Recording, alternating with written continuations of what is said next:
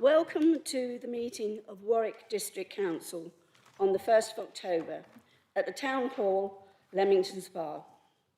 My name is Pam Redford and I am Vice Chair of Warwick District Council.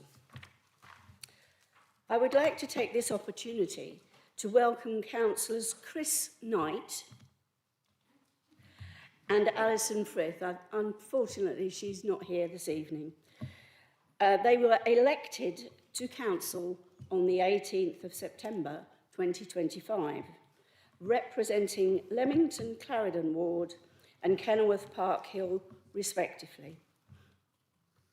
You might be interested to know that you are the 300th councillor to be elected to this council. You do not get a medal. Welcome. Oh, and congratulations. I should have said that to start with. I will now read the emergency procedure.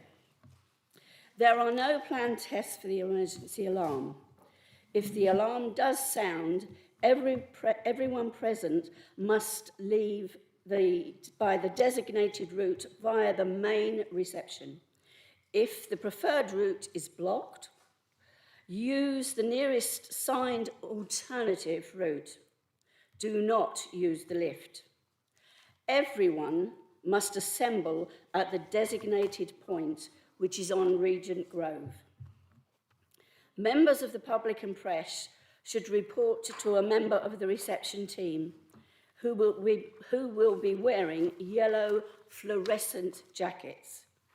Councillors and officers should report to the committee officer. Please do not re-enter the building until the fire officer advises that it is safe to do so.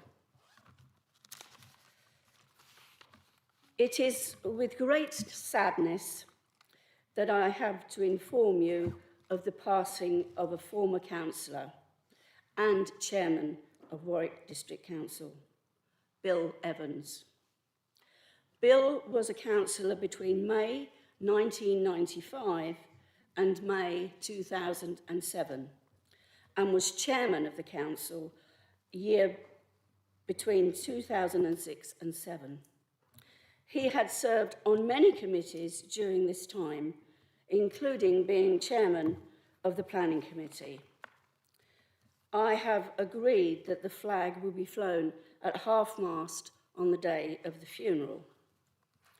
I will now ask you all to stand for a moment of silence as a sign of respect.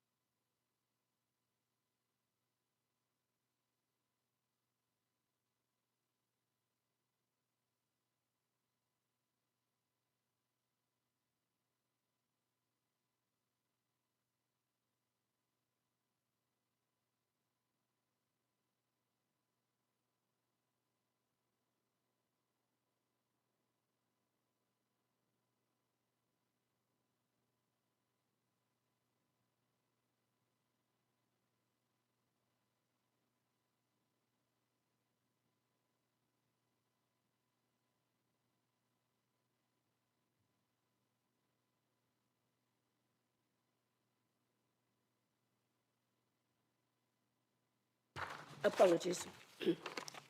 I have apologies from councillors Barton, Armstrong, Firth, Tangri and Yella Brigada. Do I have any more apologies? I've taken it that Councillor Mateki is apologising. Thank you. Any declarations of interest? None. Minutes. To approve the minutes of the council meeting on the 16th of July. Please can I have a proposer and a seconder for the minutes of the 16th of July council meeting? Any speakers?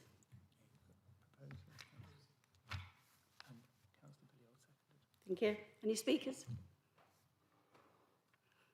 Can we take a vote? For? Against? Abstain? Okay, thank you. Moving on, communications and announcements. Since last we met, I have attended 2 events in my capacity as Vice Chairman, including a Leamington Heritage Day site visit, which was well received and highlighted the rich history and culture that we have in our district that we should all be proud of. On Friday, the 3rd of October, the Chairman is hosting a civic reception and will be awarding exceptional members of our communities with freedom of the district and alderman status.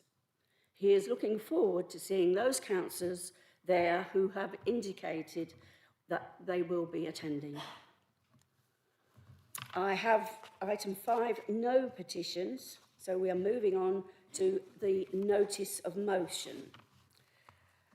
It's to consider a notice of motion from Councillors Curler and Councillors Richard Dixon regarding Warwick District Council's Equality and Diversity Policy Statement and the use of X, formerly known as Twitter. Councillor Curler, please can you propose and speak to your motion as it stands? Thank you very much, Chair. A couple of small preliminary matters. You will note that the actions in this motion take the form of a recommendation to Cabinet. That was on the advice of our monitoring officer. And I would also, for the clarity, be clear that I deleted my personal accounts on the X platform some time ago.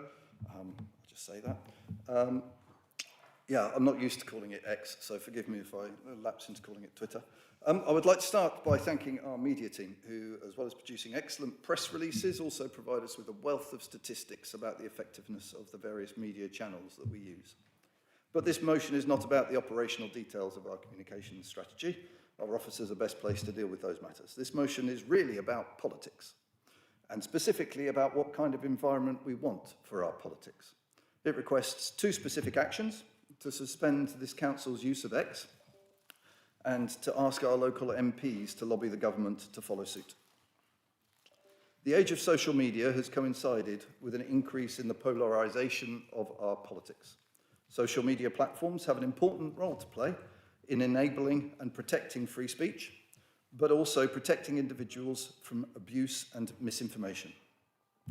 I'm proposing this motion today because I believe that X is no longer fulfilling its responsibilities to keep people safe online and is increasingly allowing it to be used to spread racist, far-right rhetoric, and that this council's use of that platform is lending it a fig leaf of legitimacy. As noted in the motion, the owner of X has recently expressed some extreme views both on and off his platform. After acquiring the platform in 2022, Elon Musk set about reducing its workforce. At the time, it was reported that he had fired large proportions of the teams who had been dedicated to keeping Twitter a safe place to be online. Over the course of September, the month just gone, Sundar Katwala, director of the British Future think tank, has been conducting an interesting experiment on X. He has been reporting accounts that use the highly offensive P word and keeping a record of how X has responded. The accounts he reported had directed the racial slur at various MPs, MSPs, and even a former chair of Reform Party. The good news is that what remains of the X safeguarding teams recognised the seriousness of the abuse and duly suspended one of the accounts that he reported for the use of that P word. However, those same safeguarding teams found that 30 other accounts that he reported for the exact same racist slur were found not to have breached its standards and were therefore free to carry on. This motion does not advocate that any individual should suspend their use of X. That is a personal choice, and there is a strong case for voices standing up to the far right, wherever they are. However, by continuing to use X, content from this council will be appearing alongside racist and far-right content. We risk associating this council with that content and helping to normalise it. I was glad to read on Sunday that a senior government minister had floated the suggestion that the government should come off X. It won't surprise you to hear that I agree wholeheartedly with him. For if this council is lending X a fig leaf of legitimacy, the government are giving them a whole fig tree's worth. I urge everyone to support the motion. Thank you, Chair.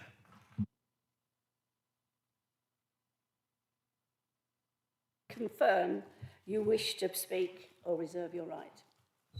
Yes, I'm happy to second the motion. I reserve my right to speak.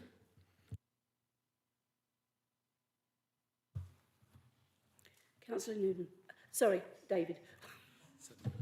Davidson, thank you.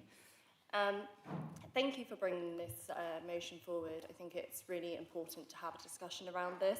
I personally wholeheartedly agree that X is problematic, and I came off of X last year for the reasons that you have outlined in your motion. However, I do think we need to consider the social impact that WDC leaving X would have. We need to consider the wider impacts of isolating the groups of people that still use X. X's demographic is largely young men, a group that we should engage with and ensure we don't leave behind. The council should be finding more ways to engage with our residents, not less. And we should we not be a positive voice amongst the extremism on that platform? I think it also raises the questions and the moral points about other platforms, because personally the hate and abuse that I have received online has been on Instagram and TikTok. I think there is an argument to propose gradually leaving X over a certain period, say 6 months, and in that time officers can work to kind of ethically use it, because the way that social media platforms make their money is through engagement, which they can then show to their advertisers, and advertisers then pay. So by reducing the engagement, such as turning off comments on X and encouraging people to use other platforms, encouraging them to go to other social media accounts, having links to bring them off of X is potentially a way forward. And then whilst we are doing that, we can then look to how we can remove and come off X completely. But yeah, if we are encouraging other councils and national government to follow suit, I would be pleased to be part of this initial wave of a moral stance on this. So I think there are a lot of options that we do need to weigh up and consider. Thank you. Any other speakers? Councillor Melrose. Thank you, Chair. On a personal level, I completely understand why people are questioning to come off X. Like, I'm sort of going, should I go off my own personal one, or should I stay on for the friends I still have on that platform? So personally, I completely and fully agree with you. Putting the portfolio hat on, I got to think about operation. I know we said today is politics, but I have to think organisationally around what happens, especially we've looked at cyber attacks that have been happening at Jaguar Land Rover. If there was ever an event here, our operational community plans is to get the message out via social media. Twitter is our second biggest platform. It's got 12,000 followers, and we are checking to make sure all these followers, A, in the UK, and A, live locally. They do. So for me, in terms of, is that operational matter of Twitter? And I get if it was a smaller platform, I'd be saying it, but it's our second biggest. It's updates about bin rates, public planning consultations. If the weather gets cold, we send out what people need to do in emergencies. So that's my main concern about coming off it, like, today. And it's becoming, I'm like you, I'll still call it Twitter, I'm still trying to call it X, I just can't. But it is becoming a bubble, a smaller and smaller bubble with people with different views, and sometimes you do need to push out information. Otherwise, if everyone just leaves it, it becomes a small pool of confirmation bias, because you're just hearing the same stories all the time. And that's why, at this moment, while I still think we need to keep it under review, and I'm not saying I'm not against putting the motion to look at it as a cabinet, to look at it, I think we do need to factor in the operational matters as well as the politics.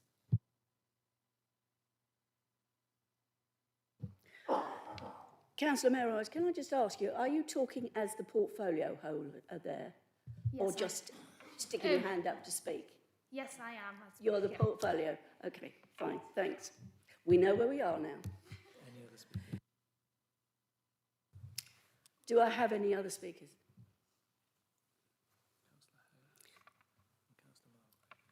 Councillor Margrave.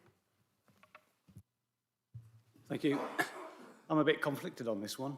My initial reaction is that it is good to not be on this platform for a while after making a statement on X to say the reasons we were going off. So I wouldn't be keen just to suddenly stop posting.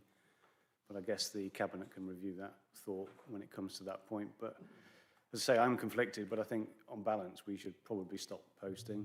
I do get the point about making people aware. It is only our second platform and most prominent platform, but we could escalate our uses of the other platform and promote those to get that level up. So maybe if you don't do it immediately, you could do it in a couple of weeks or a few weeks. I wouldn't say months, but on balance, I think we should suspend our use of X. Thank you, Councillor. Any further speakers? Oh, Councillor Hayes, sorry.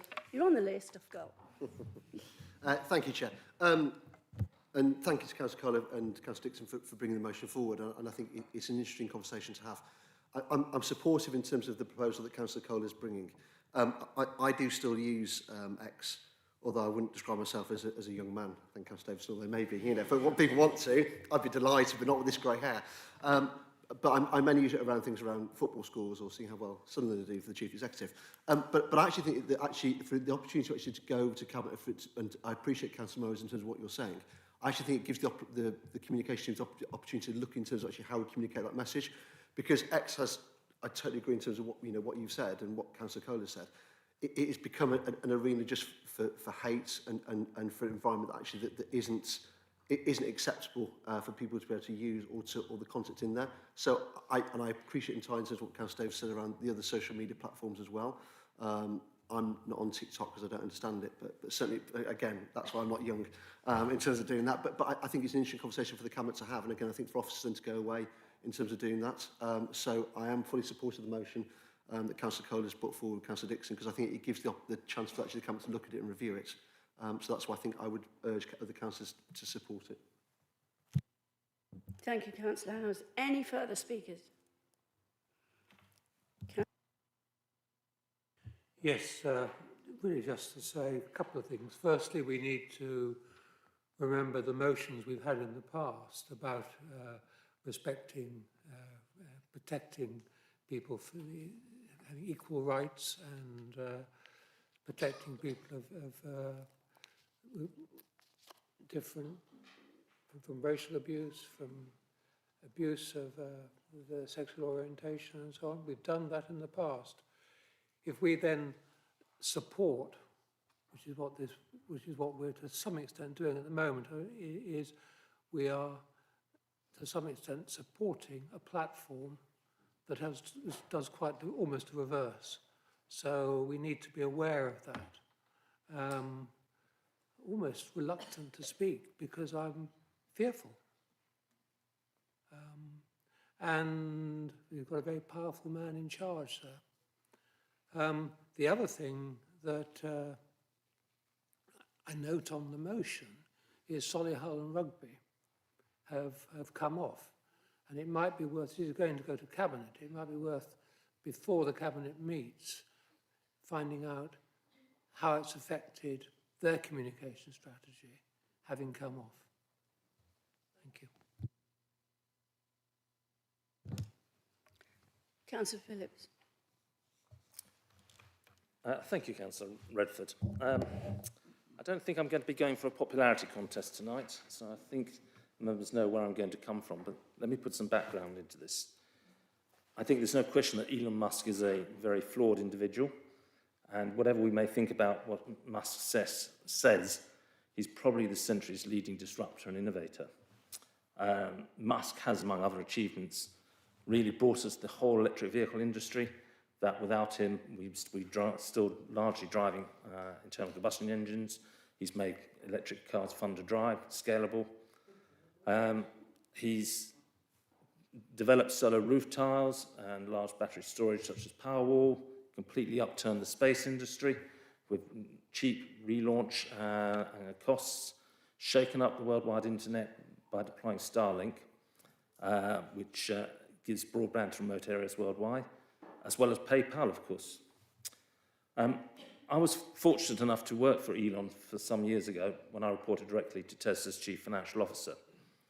It was obvious that Elon was on the spectrum, as he himself later stated in 2021.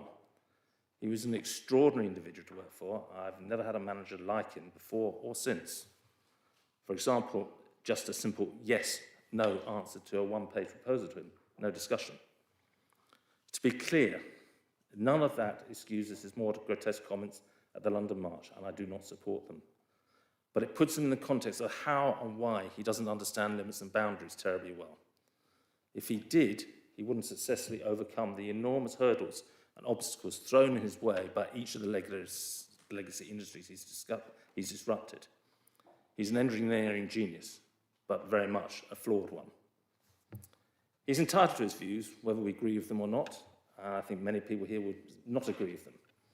That is what freedom of speech means. It's not about defending only the opinions we like. It's about protecting the right to express views we may find challenging, uncomfortable, or even potentially offensive. Once a council starts deciding which platforms individuals are acceptable for residents to hear, we are no longer defending democracy. We are policing it. And if X today, what happens if Mark Zuckerberg or Bill Gates were to say similar comments? Are we going to stop using Facebook, Teams, and MS Office as well? Where does it stop? This is very much the thin end of the wedge. Stopping our use of X will not silence Elon Musk. It will not stop debate. It will not make one bit of difference to the global conversation. What it will do is cut off Warwick District residents from a platform where they expect to find useful, practical, everyday information about their council. Looking at this last September, so last month alone, there were between 25,000 and 30,000 views of WDC's X account, just in that 1 month. For residents, X is not a place for political debate, and by stopping our use of X, we cut off a platform that thousands of local people rely on for timely updates about services, emergencies, consultations, council news. And in that sense, I'm agreeing with Councillor Melrose. It is where they learn about any issues with bin collections, where they hear about road closures, or where they learn about events in their community. Moving that channel doesn't punish Elon, it punishes our residents. I doubt he would even be aware, let alone care, if WDC stopped using X. But our residents will care. This motion does nothing to advance any of the priorities that residents expect. It wastes time and energy on a relatively hollow gesture that harms communication transparency locally. We're not elected to spend our days making symbolic protests against billionaires in California. We're elected here to deliver services here in Warwick. This motion puts councillors' desire to feel morally superior ahead of residents' need for reliable information and effective services. It achieves nothing for residents, nothing for equality, and nothing for democracy. It's virtue signalling, pure and simple. As you can suspect, I don't support this motion, and our residents deserve better from this council chamber. I urge colleagues to reject it. Thank you, Councillor. Councillor Luckhurst. Thank you, Chair, and thank you, Councillor Kohler, for bringing this forward. Yeah, I'm largely supportive of this. One thing I would want to add, and Councillor Phillips touched on it, we do possibly need to have a plan or some kind of idea in place of what we do if something similar happens with other social media platforms, i.e. Facebook and by link Instagram. We don't want to end up with no means to communicate with our residents. So if we can have some kind of idea of what we do should that happen, that would be great. Thank you. Thank you. Councillor Kate Dixon.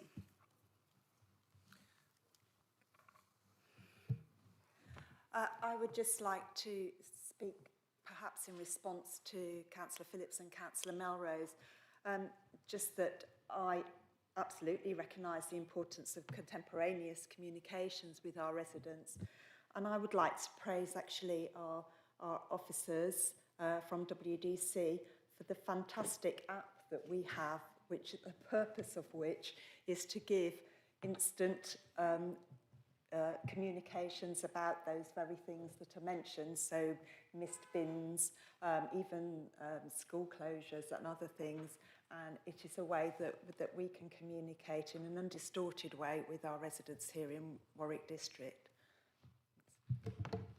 Thank you, Councillor. Councillor Collins. Apologies. I find it quite offensive to link, and this is a response to Councillor Phillips, I find it quite offensive to link Musk's neurodiversity to his behaviour, and I'd like to call that out. I don't think that's the way we should be taking this discussion. We should be really focusing on how toxic Twitter has become and whether or not we would like to be in that environment. I am intrigued if we should follow Councillor Phillips' argument into posting on Truth Social. I do not think that is an appropriate place for us to be as a council. I'm not going to say I know exactly the best way to do this, and I support Councillor Davidson's ideas around reducing our reducing the ability for people to interact on Twitter. So I do support this going forward and seeing how it shapes in a proper cabinet paper. Thank you, Councillor. Councillor Jones, did you have your hand up? Okay. Thank you, Chair. Yeah, I think it's also worth reminding ourselves that at the inauguration of the current president, he did a certain hand gesture, which we all quite remember, and I think we all know what he was doing. I shan't say it, because, you know, I hear he's quite a litigious man. But I think the reality that we're dealing with is that X has, in its current form, no legitimate place in a functional democracy. This is not a situation where we can be asking ourselves, if we do it, where will it stop? Although, to be honest, I think there are legitimate questions as to the appropriateness of other social media platforms. I think the question really is, as representatives of our communities, of democratic institutions, we have a responsibility to uphold democratic values. And when are we going to start doing that? So I think this question comes down, yes, to principle, and I understand that there are practicalities to go with that. And I echo the comments by Councillor Margrave, who's referenced the timescale that we should be looking to try to do that on as very as important to try and do that in the short term, because wow, the world is moving fast nowadays. Yeah, I think councils have a really important role to play in an advocacy capacity, to take the high road and be the responsible people in the room when it comes to defending our democratic processes and institutions. And we can, for the most part of us, we can probably all agree that the rhetoric on Twitter and many social media platforms is not one which is compatible with our freedoms and our democratic process. So the only point I would like to touch on is potentially contacting other councils to encourage them to do similarly. And of course, I support the suggestion of asking the government to take more of a reasonable approach when it comes to being responsible on this. So I will be supporting this motion, and I thank the councillors in yellow for bringing it forward. Thank you very much. Thank you, Chair. Thank you, councillors. Any more speakers? Right. Councillor Whiteman. Sorry? Councillor Whiteman. Ah, right. Sorry, I wasn't going to speak, but I just sort of had a quick word just to say that we support this motion. I personally hear the concerns about the impact on the communication strategy, but I think if you're going to make a moral stance, you do it because you want to influence behaviours. So I think the idea that we would only do it if nobody was using Twitter is really not an argument that I could support. Personally, I feel we're in some very dangerous times, and I think as a council we do have a moral responsibility to set a lead, the standards of behaviours, and engaging with social media platforms that stir hate and are allowing rich multimillionaires to inject funds to sort of stir up hatred and division should not be supported. I may be a little bit old-fashioned, but I don't believe our communication strategy will collapse completely if we stop using one social media channel. I hear the arguments about freedom of speech, But frankly, as a consumer, and Warwick District Council is currently a consumer of X, I believe freedom of speech includes the right to stop engaging with somebody whose values we don't agree with. So I support this motion. I thank Councillor Kohler for bringing it forward. Thank you, Councillor. Any further speakers? No?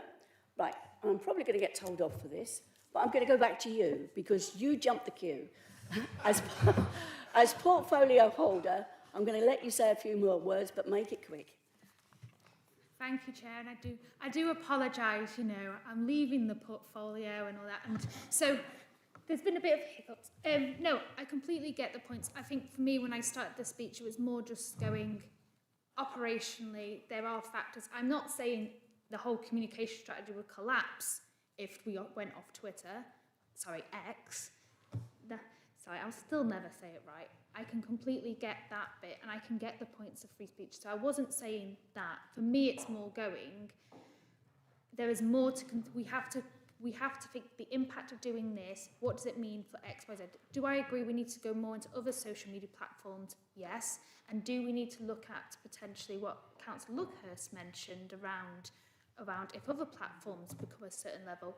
We need to agree that as a council. Now, I completely agree. If the council's decision is to come off X, I think that is a democratically elected decision and we should do that. I just wanted to bring in the factors of the operational side. Thank you, Councillor. Can I call on Councillor Dixon as a seconder? Thank you, Chair, and thank you, members, for taking part in what has been a very healthy debate. To have, I think, over a dozen contributions shows the health of democracy in Warwick District Council. I think Councillor Melrose made a very good point that it is second biggest, and we do need to understand those issues, and also Councillor Davidson about the fact that a lot of young men do seem to use X as a means of communication. I recently attended a presentation by the Centre for Social Justice on lost boys, which, if you get the chance to attend one of their presentations, is certainly illuminating about how we reach out and engage with young men. It's also has to be said that we would not be in the initial wave. Yes, Rugby and Solihull, but many other councils, interestingly, a lot of Scottish councils have already ceased use of X, as have also a lot of police forces, which is interesting to note, and also London Marathon, a mass popular event as well. We've shown tonight that we can debate issues in a mature way. I also, as some other councillors here, are councillors in another place as well, and we've shown here that we can debate things without personal acrimony, without immature sniggering comments, without even playing the victim card. We've seen here tonight a council focusing not just on what it does, but also how it does it too. Now, I started using Twitter, as it then was, 16 and a half years ago. I had to go and look it up. It was March 2009. And as some of you know, at that time, I had a very different Twitter handle to the one that I subsequently had. It was a useful digital communications platform. I hesitate to call it a social media platform because it became decidedly unsociable quite quickly. But at the start, it was a useful way of engaging and communicating with people with whom I wanted to talk and from whom I wanted to learn. But it's changed. For me, the issues with X now are about trust and safety, relevance and reputation. Don't take my word for it, take X's. In their Global Transparency report last year, X said they had had 180 million reports of inappropriate comments in the first 6 months of last year. Now, granted, they have somewhere in the region of 500 million posts a day, but that's still a very large number. And those concerns were over child safety, hateful content, non-consensual nudity, suicide and self-harm. This led to only 4 million accounts being suspended and only 10 million posts removed. That's in X's own Global Transparency report. So yes, I'm all for free speech, but not for the freedom to cause serious offence, not for the freedom to cause harm or the freedom to incite hatred and violence, not at least in Warwick District. So that's why I'm supporting this change in council policy, and now, for me, is exactly the right time. As we all know, this council faces many challenges: budget constraints, local government reorganisation, overloaded project management, our housing services. What we do to meet these challenges is vital, and we all know it's not easy, it's complicated and it's complex. But it's how we respond that will define us, working in partnership with each other and with others, working to inspire future generations. It's how we respond that will show that this council is fit for purpose.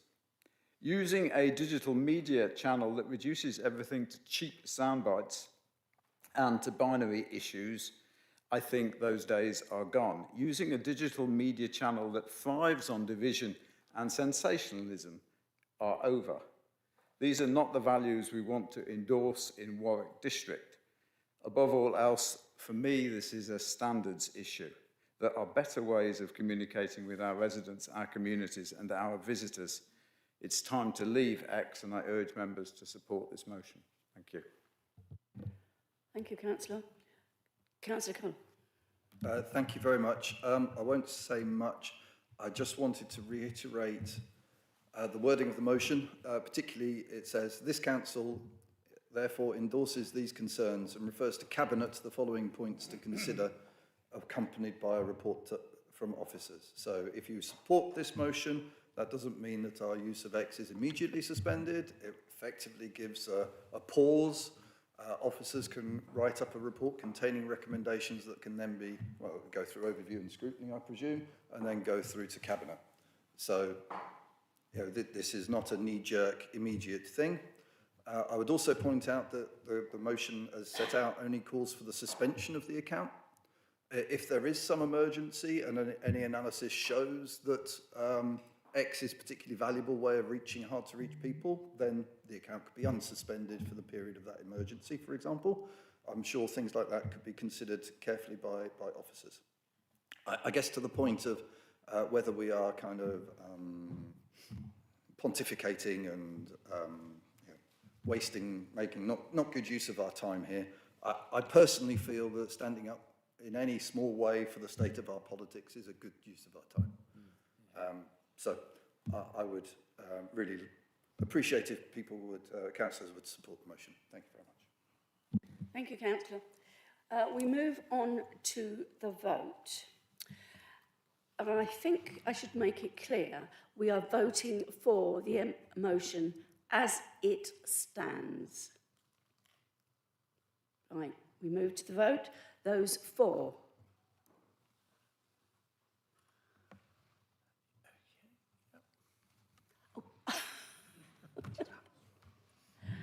Against. I'm going to say this, abstain. Okay, the motion is passed. Right, moving on. Item 7, leaders and portfolio holder statements. Starting with the leader, Councillor Davison. Thank you, Chairman, at least for today. May I add my congratulations to yours, to Councillor Chris Knight and Alison Firth for being successful in the recent by-elections. This one's already been trailered, hasn't it? I'd like to welcome Councillor Becky Davidson to the Cabinet. Of course, she's been chosen on her merits already, having made an impressive impact, but in terms of age range and gender, she also helps to improve diversity within Cabinet. Councillor B. Davidson has taken on the People and Organisational Development portfolio and will be making a short statement today. As this is her first day in the role, as you've gathered, Councillor Melrose may well answer questions regarding this portfolio and at least initially will continue to chair the Change Programme Board given its critical importance for the Council's finances. Talking of that board, it brings me to an excellent question by Councillor Syson about these programme boards. She's right that many are unsure what they do, so I'll just outline here and ensure that the web pages are improved. In brief, there's one for each of the strategic priorities in our corporate strategy. The first, on delivering valued sustainable services, is actually, at the moment, the Change Programme Board, which I've just mentioned. That reports regularly to ONS the last time in March, so you could refer back to that to see what it does. The second, low-cost, low-carbon energy across the district, does what it says and drives forwards the changes described in Councillor Williams' portfolio. The third strategic priority is creating vibrant, safe and healthy communities of the future, which so far has focused on key themes across its broad scope and developed a helpful approach to monitoring progress of the corporate strategy, which you'll see in a November review of that. The original intention of each of these programme boards was to have an associated advisory group, so all councillors had a chance to have an impact there. However, there was no interest in the first priority. We could obviously start such a group up if people wanted. The second has been working well. With the third priority area, it was decided not to have an advisory group as such because of the Housing Scrutiny Committee taking such vital, time-consuming work. Today, with regret, I have accepted Councillor Hazelwood's resignation from the South Warwickshire Local Plan Advisory Group, despite hearing from several people that he made excellent contributions to that group. Personally, I believe that several of the things he was championing are long overdue. His statement to the group includes that the monitoring officer essentially dismissed the complaints against him regarding his email to CPRE. However, unfortunately, lies and speculation often travel faster than truth and evidence, and it was his view that his presence on the advisory group is an unfortunate distraction. Of course, this leaves a vacancy on the group as well as the one caused by Councillor Day withdrawing. So I'm pleased that the Warwick Independent Group has nominated Claire Whiteman, so she is now on the advisory group, but we have a vacancy to deal with. It won't have escaped your attention that Cabinet has been under extra scrutiny in recent months. My view is that we're working effectively and appropriately as a team, but there's always room to improve. So I'm delighted that the Local Government Association has agreed to facilitate a session for us with anonymous feedback from officers. Finally, again, I should mention £90.2 million, as I'm pleased that the West Midlands Combined Authority Investment Board has agreed our planned local growth initiatives. You're well aware of the investments in the athletics track, Myton Path, Leys and Ransell Lane sites, plans to revitalise Leamington Town Centre, and of course the Abbeyfield swimming pools, which are on track to open next summer. Councillor Williams will describe a little bit about the other local growth initiatives regarding retrofitting of council homes, and will bring a report in November to the loan scheme for private domestic retrofit. Thank you, Chairman. Thank you, Councillor. We move on to Arts, Culture, Economy. Councillor Billyard. Thank you, Chair. Good evening, everyone. The economy. If you've passed through our towns more recently, you may have noticed a number of new businesses have moved into previously vacant units. We would like to welcome these new businesses, which will provide a real boost to the local economy, also enhancing the vibrancy of our towns. Events. It's been a busy summer for the events team, with events on every weekend over the summer period. These include the Council's own EcoFest, which took place in the Pump Room Gardens on the 30th of August. The team have also coordinated commemorations for two important national events over the summer. VE Day in May and VJ Day in August. Both were marked by commemorative events held at Newbold Common, which were well supported and appreciated by our communities. Now, at this point, I'd like to make a public apology and say sorry to the organiser of the Unity and Peace Festival held in Leamington on the 21st of June. There was a challenging debate on the festival organisation, and in the heat of the moment, I made a comment to the organiser that I didn't think they should organise this again. This was not appropriate for me to say in my role as councillor and portfolio holder. I recognise the statement I made was not in keeping with the Code of Conduct, which I have revisited as a personal reminder of my obligations under the Code, which I am committed to.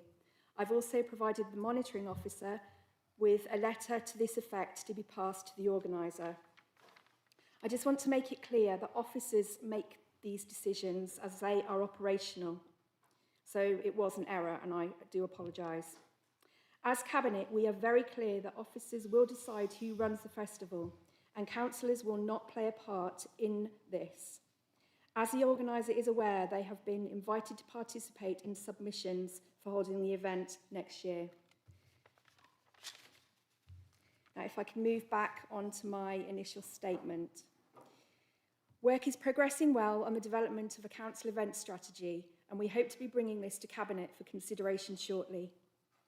Following the decision of the Council to make grants available to Kenilworth, Warwick and Whitnash Town Councils and to the Leamington Transformation Board to develop a programme of events for their towns, we have had a good response. We have paid money to both Kenilworth and Whitnash Town Councils in respect of the events they are organising and in discussion with the two others. I'm pleased to report that sales of tickets for this year's pantomime at the Royal Spa Centre are currently tracking ahead of sales last year, which you may recall was itself a record year. The panto opens on the 5th of December, so don't leave it too late to buy your tickets. Work has continued on preparing and developing a new and updated arts and cultural strategy for the district. This will showcase the work of the arts team and sets its direction over the next few years. It will be a public-facing document which takes its lead from the corporate strategy and service area plan and explains this in a way which will assist in discussions with grant funding bodies and other stakeholders. And I'm delighted that this is now live as we speak on the Council's website. Thank you to our officers for all their work on this. I think you'll agree it is an impressive document. And finally, following the installation of the Unknown Refugee sculpture in Jefferson Gardens in February, we produced a short documentary film telling the story of John Bridgman and the casting of the sculpture. And I'm delighted to report that the film has been nominated for the Best Documentary and also the Audience Award at the Birmingham Film Festival. The winner will be announced on the 22nd of November, and we wish them luck. Thank you. Thank you, Councillor. And I think on behalf of this council, I would thank you for your apology. Moving on, decarbonisation. Thank you, good evening. Thank you and good evening, everybody. Chair, I'm pleased to report real progress on our corporate decarbonisation programme. At St Nicholas Park Leisure Centre, phase 1 of the solar PV scheme went live yesterday. We've installed 252 panels on the sports hall roof, generating 85,000 kilowatt hours each year, enough to cut carbon emissions by 17 tonnes annually. The panels are fitted with optimizers to maximize performance, and the new mounting system improves insulation while extending the roof's life. And phase 2 will begin shortly. It will more than double the size of the array, deliver essential roof and fire protection works, and save a further 19 tonnes of carbon each year. At Castle Farm Leisure Centre, designs are complete and the solar panels will be installed before Christmas, saving another 16 tonnes. And through our Heart of England Community Energy Loan Scheme, solar PV will be installed at the Royal Spa Centre, Spencer Yard and Althorpe Enterprise Hub before the end of this financial year. That will save over 12 tonnes to each year, a great example of the council working with a community energy organisation to achieve shared goals. And at the Royal Spa Centre, in time for the pantomime, a complete LED upgrade has taken place, stage lighting included, and that's cut electricity by 30%, saving £17,000 a year and reducing emissions by 14 tonnes. And at Jubilee House in Kenilworth, new installation, windows and solar PV will reduce the heating demand by around 40% and cut carbon by 21 tonnes annually. Taken together, these corporate projects will save the council 99 tonnes of carbon per year. We're still looking for that extra tonne somewhere, and £61,000 per year by the end of the financial year. And as Councillor Roberts has reminded me, I must report on the solar installation on our bin lorries. We've already saved 13 tonnes of carbon in the period between May and August, which was half of our annual forecast. On social housing, we've secured £1.334 million from government through the Warms Homes Wave 3 grant, and by matching this with our own funding, we'll be investing £2.667 million in the decarbonisation of 178 of our social homes. Our contractor has already been appointed under a letter of intent, and surveys and assessments are underway, and we're on track to meet the 30th of October deadline for the first release of funds.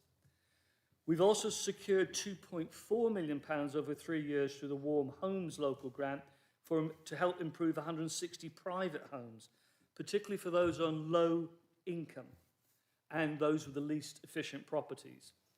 This scheme launches in October this month, offering fully funded measures. Residents have access to solar PV with battery storage, air source heat pumps, efficient storage heaters, loft and wall insulation, and in some cases, new windows.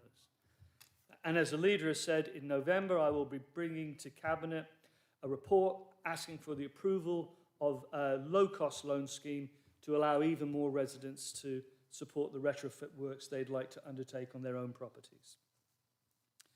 At Cabinet, on the 16th of October, we will also be bringing forward plans for a shared path through Abbey Fields, providing cycle access to the new swimming pool, which has been delivered on time and on budget. This is more than just a path. It will make this park and the leisure facilities easier to reach, encourage low-carbon travel, support healthy lifestyles, and provide safe, family-friendly routes.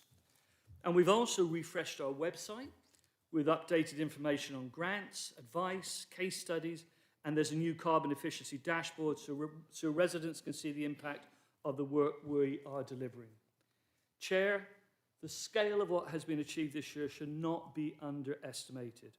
Across our corporate buildings, our social housing stock, our private homes, and in how we improve access to parks and leisure facilities, Warwick District Council is taking real, practical steps to cut carbon, save money, and improving living standards. We're reducing costs in our own estate, supporting tenants with warmer homes, and enabling private residents to take action. It's a whole system approach, and it's something we can all, as councillors, take pride in. And I'd like to put on record my sincere thanks to our brilliant decarbonisation team, to the Low Cost, Low Carbon Energy Programme Board, and of course our cross-party Low Cost, Low Carbon Energy Advisory Group for their tireless work and support. Thank you, Chair. Thank you, Councillor. Moving on, we move to housing. Councillor Melrose. Thank you, Chair. And first, I wish I'd sent this statement in advance. That was my aim, but the train was a bit delayed, so I do apologise. So I will send this out after the speech.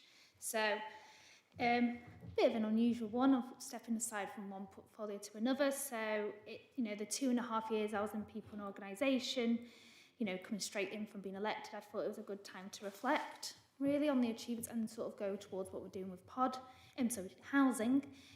People and organisation has been around people, staff, councillors, and ultimately our residents. During the tenure, we've all worked together, to create real change, including the start of the local government reorganisation process. And I'm proud that our staff have ensured, and colleagues ensuring our voices are heard, and we keep staff at the heart of the process. So I've been looking back at some achievements, relocating the customer services to the pump room, bringing waste calls back in-house, advancing equality by supporting initiatives on disability and menopause, driving the change programme which has achieved the 24-25 target, and we're on course for 25-26. And obviously, having more and more conversations about cyber security. But these successes are results of the collaborations between officers and actually everyone in this chamber. Our two greatest strengths are our staff and actually the cross-working party we have here in response to some recent outside suggestion we're not working together. I know we show we can, and I know there's going to be differences of opinion, we've shown that tonight, but that's a part of a healthy democracy, and actually after the debate we can put the disagreements aside and focus on what's working together for the residents, and I hope residents could see that. I want to thank Tracy and David Elkington, who I worked closely with over the past 2.5 years. I do know they were quite relieved when they heard I did IT and HR. It did come in handy at one point during my tenure, which Councillor Day could recall, when he called the Microsoft paper into overview and scrutiny. And I think by the end of that meeting, after explaining how service had changed since the 1980s to the chair, I had seen a few members blushing, so I will take that with me fondly. It's fantastic to see Councillor Davison join the Cabinet. You know, not many young women are in this position of being in Cabinet, so it's great to have another young councillor. And young councillor is defined by under 45, if anyone wants the clarification. So you're in there, Councillor Hayes. Oh, sorry, I gave you false hope. I'll let him go cry. So, formally moving on to housing, before the chair tells me off. I want to reiterate this has been sort of a, not a business as usual portfolio since we walked in. We've inherited systemic problems, and that was highlighted by Pennington HQM, but I'm sure we've gone through that, and we'll continue to go through that in housing scrutiny. So with me, there's 4 aims, and I think I sort of briefed at the council we had on the 4th of September, which is the school sites is number 1. Then we have to be a compliant landlord, which is to do with our regulatory compliance. There's the repairs contract, which I will not let go of the list. And then it's actually getting the housing services ready for unitary. It's coming. It's going to be here before we know it. It'll be here in a blink of an eye. So with the first priority, which is school sites, I just want to make 2 major announcements. The first is the council's been approached by Homes England, who wish to undertake a survey regarding the Leys Lane. While the council is the landlord, we've agreed to this survey, but any proposals will be subject to further discussions and necessary approvals for the sites to come forward for development. And I think that's welcome news across the council. The second is, the more I've learnt about this project, the more questions I've had. Residents deserve clarity and not confusions caused by widely circulated figures. That is why we've published a frequently asked questions on the council website, and that should be coming round to councillors today or tomorrow morning. And then I have said to councillors I'm committed to come to Kenilworth Town Council and residents to answer questions as well. Therefore, the administration has agreed with me to do a full lessons learned review on both the Leys Lane and Ralston Lane, covering every decision from 2017 across the 3 administrations. Because some of the questions that have been raised during the elections are around the loan structuring, around the price of the valuation, around the delivery mechanism, around the risks associated with the project. And I think we all need answers to these questions, and it's not to say, oh, they did this wrong, they did this wrong. I think it's around the learning. We need to learn from this project. And, everyone's committed here to deliver to the sites, but I think if we don't look back, we're doomed to repeat. So that is what we are committing as an administration. Moving on to what we're going to do next week, the anticipated Cabinet report is coming in October, and I am already booked the date for overview and scrutiny. I'm looking at Councillor Milton, that's an absolute ongoing. And obviously that would lead to a more business case in the spring of next year. And I just want to reiterate that our focus is clear. We need to reduce the financial risk to the council when it comes to the school sites. We need to protect the taxpayers and ensure these sites deliver socially affordable and energy efficient homes. And the administration as a whole is committed to delivering that. I could carry on, but I'm sure you're tired of my voice. So in other aspects of quickly of housing is to do with the housing regulatory standards. We want to deliver in pace with the ambition we want to be out of regulatory by the end of 2026. However, I don't want this to be a tick boxing exercise. I know I've spoken with the Chair of Housing Scrutiny, Councillor Phillips, around, this needs about bedding processes, procedures and ways of working, and we need to work across the chamber of finding and identifying gaps. I'll use the example of Councillor Dave Dixon. This week found a gap in our policy, and we've agreed to work together to actually go fix that policy. So my ask really of the chamber is tonight, sort of, we need to work together with housing. You know, we're 44 people with passion, we're on the ground, we're getting things from tenants, working together to get housing ready for 2028, because we need to make the big decisions in the next year. And I'd rather make them now and we leave the housing portfolio to whoever the shadow authority will be. I'm not making bets on that, who would that be, but making sure when we left it, we say we left it in a good state and in a good position. Thank you. Thank you, Councillor. Moving on, Councillor Roberts, Neighbourhood. Thank you, Chair.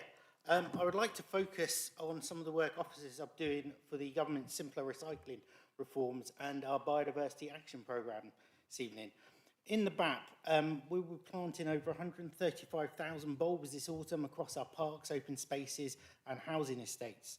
Our wildflower verge trials are due to be cut, scarified and seeded over the next month. And preparation is underway to fulfil the Council's biodiversity duty under the Environment Act 2021, where the Council is required to publish a biodiversity report before the end of March 26, documenting the policies, actions that we've carried out to comply with our duties. As part of this, officers are working on the procurement of new software to help record and monitor the biodiversity net gain through the planning system. The Warwickshire Local Nature Recovery Strategy public consultation has now been launched, and Warwickshire County Council and the Local Nature Partnership are seeking feedback on their draft strategy. Now, the Council will be providing a corporate response to this consultation, but I would also encourage members to provide their own personal feedback as well as encouraging their residents to do as well. And finally on this one, we have the local climate and nature event on the 17th of October in the town hall here, hosted by the South Warwickshire Local Climate Emergency Programme, bringing together parish and town councils, community groups and other organisations to support local action for climate and nature. And the good news that this is fully booked now.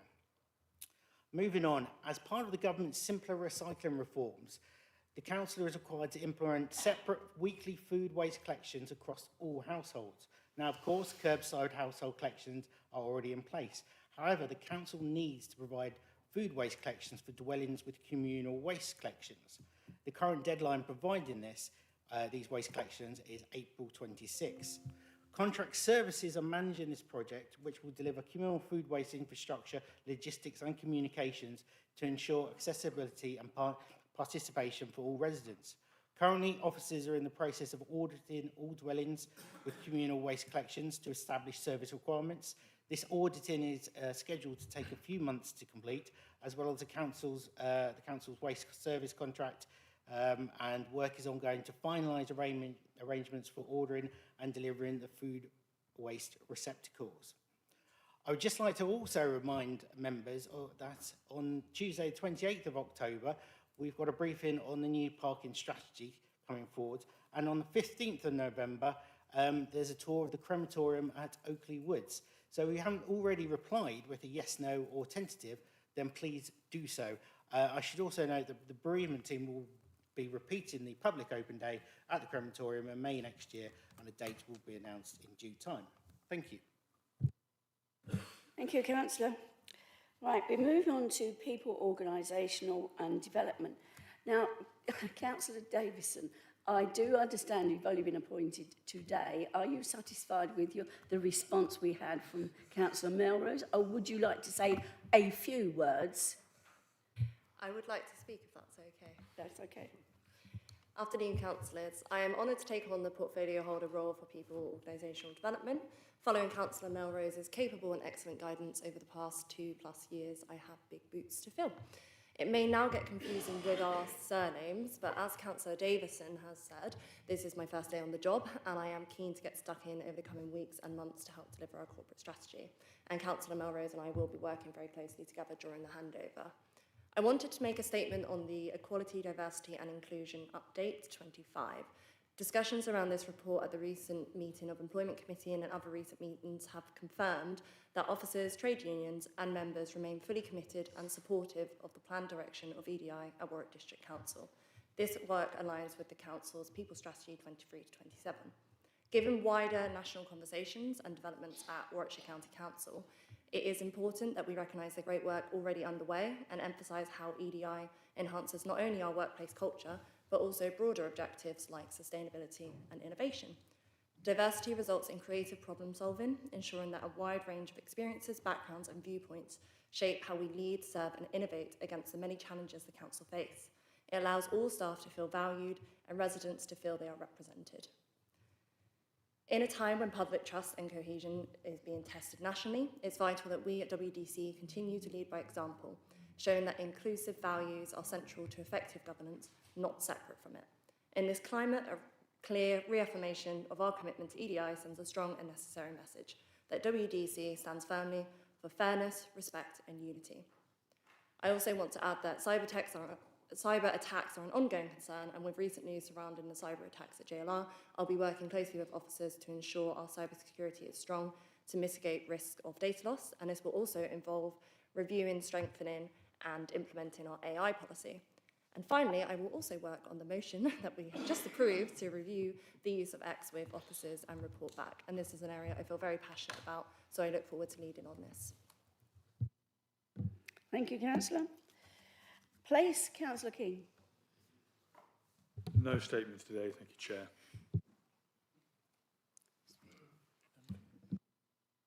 Didn't hear what you said.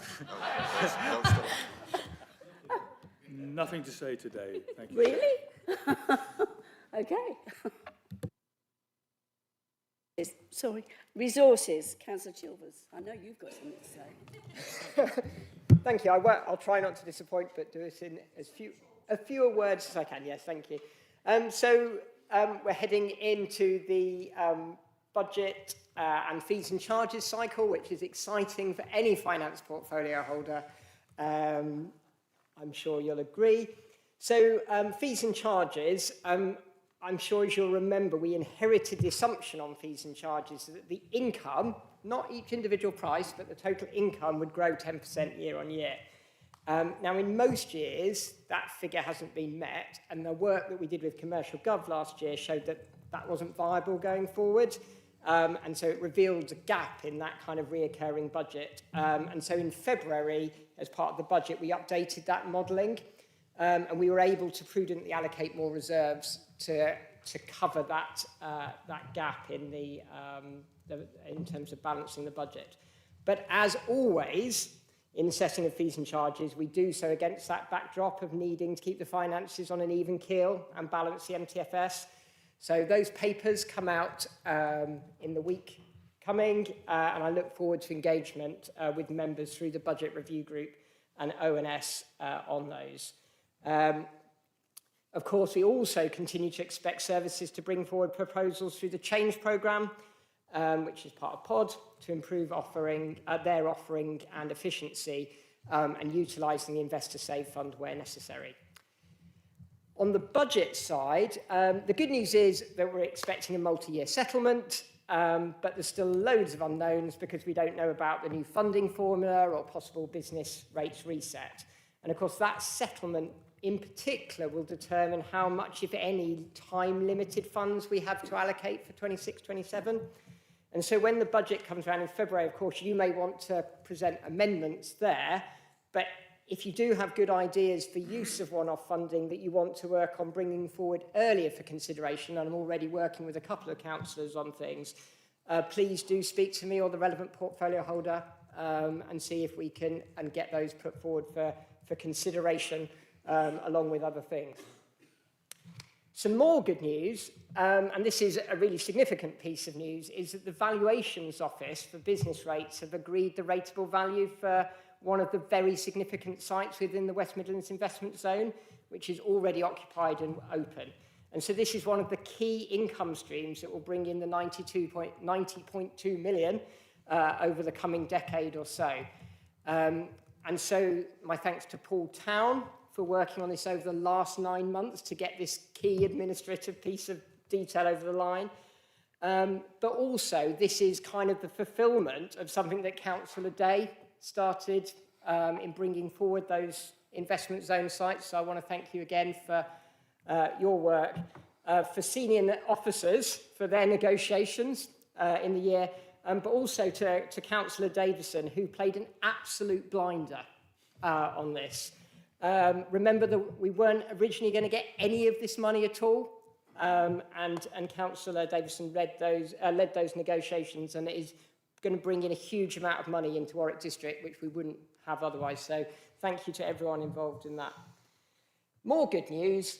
The statement of accounts for 24-25 have been published on the website. AZETs now have to follow this national guidance for assessing our risk. They came into ANS last week and said we had a really good chance of being assessed as low risk, which kind of can speed up our process. It's not definite yet, but I do think that's a reflection of the work of the finance team that we've strengthened this year, so I want to thank them. And we continue to be on track to get that external auditing of account back to a full undisclaimed opinion. Longer than we might all want, but we're on track with the plan. And finally, a word of thanks to the officers in procurement, that the risks around our compliance with the new Procurement Act have reduced sufficiently enough to be allowed them to be removed from the Strategic Risk Register. They'll still be on the service area plan, so we'll still be monitoring it, but it's, again, a reflection of that work that our officers have done. And again, I want to thank Councillor Davison for his ongoing work with senior officers to make sure that that strategic risk register is really clear and transparent and available for all of us as members to ask questions on and interrogate. And so, yeah, please do keep looking at that strategic risk register, which, thanks to Councillor Davison, is now as clear as it is. And we really collectively need to continue to own those risks on there. But I want to thank the procurement team for their work. And that's me done, Chair. Thank you. Thank you, Councillor. Last but by no means least, Councillor Sinnott. Safer, healthier and active communities. Go for it. Thank you very much, Chair. I'm afraid I'm going to have to start off a little bit glum on this one, I'm afraid. An old recurring topic from me. The flies and odours around the Heathcote area. Unfortunately, not much to report back on. Reporting of odours seems to have dropped off, although my email inbox still suggests the problem still persists. No cause for complacency. We need to keep up on the reporting and pressure on the EA to close down or mitigate the source of the problem. Solar at St Nick's. A big shout out to Ian Rourke and Tim Hornsby for their electric performance in providing a sports centre roof to prop up Councillor Williams' solar panels. Thanks for the screenshots of electricity meters and all the kilowatt hours malarkey, but I'll just be sticking with the sporty bits for now. Cycle tracks at Newbold Common has officially opened as of last weekend. A well-attended event and a glorious site. Working with Mercia Cycles to provide a class venue well worth a visit. Many thanks to our leisure team for getting this over the line. On parade that day were the ever-present Anne, Helen and Manoj. I think Ian was probably on car parking duties in Kenilworth. Cost of living projects, it's powering on with its support for those most vulnerable. One core aim was to occupy a larger geographical footprint, go to where the need is most. Typically, Citizens Advice core activity would usually reach clients from Brunswick, Lillington and Clarendon. This project's approach has given them more even spread across the district.